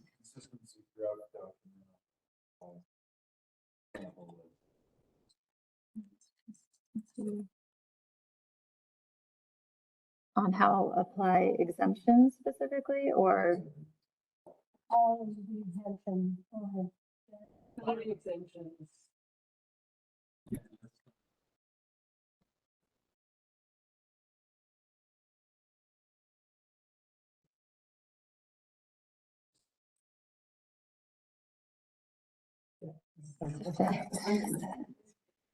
Critical areas of the buffers, critical areas.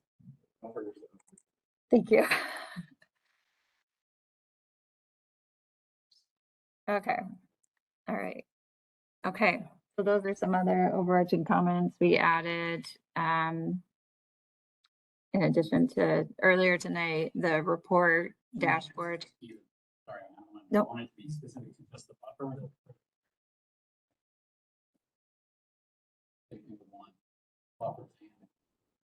Sure, that's great. Okay.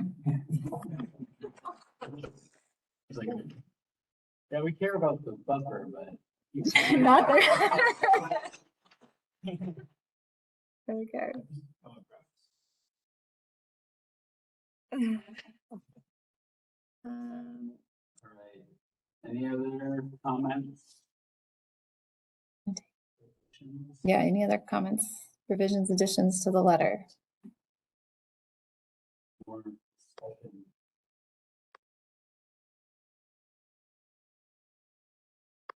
I have to say, great job, everybody. Sorry, I think Anne is speaking. Sorry, Anne, you need to wave us down. Oh, I just was saying, great job, everybody. That's it. Must be hard to hear, huh?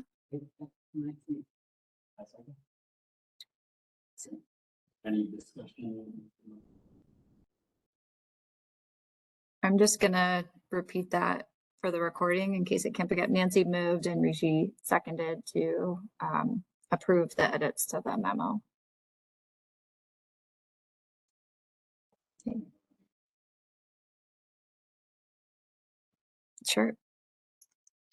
All right, all those in favor of approving the letter with the revisions made tonight to send on to council, say aye. We'll go through. Tom? If we have a quorum of regular members, I think I'm not allowed to vote. Oh, thank you. That's correct. Yes. Nancy? Aye. Jamie? Aye. Cameron? Aye. Rishi? Aye. Dan? Ashwin? Aye. Don? We had a aye from Anne. And that is it. Janet is here as an alternate as well. So we have approval of the letter. I will accept the changes. I will send, I need to talk to Tisha, but I'd like to send out the track changes that has all the CBD comments, as well as the final letter in our next meeting packet, just so folks have that on record, but I'll talk to Tisha about appropriate process with that. But I will plan to accept these changes, clean it up, and then we will get this on to council and PPC tomorrow morning. Thank you. Thank you to Minnie and your team. Yeah. It was super helpful to have all those comments in here, so really appreciate you and your team taking the time. You know, all of you, this is, you're busy people, and so I appreciate all your interest and time and effort. So I'm sure council will love reading your thoughts. Thank you. Great. Thank you for coming tonight. Yeah, thank you. I think with that, we'll close out our agenda items and then reports. Take 20 seconds. Just reflection on that. David had a great idea. Maybe at our next meeting, we won't make you do this tonight, just feedback on this process. I think we may end up doing more of these kind of letters going forward, especially with comprehensive plan and other big planning processes. Any way we could have improved this process? Let's talk about that at a future meeting. In your packet, there were a couple program updates. Review those as you have time, but we'll talk with you more about those in the spring. A few additions to the board schedule. We are still planning on that February 16th CIP summit. I'll send out more information once I have it. I don't have a final confirmation, but we'll send that out once I hear back from Andrea. And then we are potentially looking at a special meeting in March and a special meeting in April that would be very topic specific. I forgot to include the updated schedule in the meeting packet. I just added it to the packet this morning. So it's on the website now, but I'll make sure everyone has that soon. Do you have any other business? Nancy? I'd like to request that the public engagement toolkit that Connie referenced tonight comes to the board at some point in the future meeting. Okay. Any other business? Right, I think with that, we're adjourned. Thanks, everyone. Okay. Thank you, everyone. Thanks, Dan. Thank you. Bye-bye.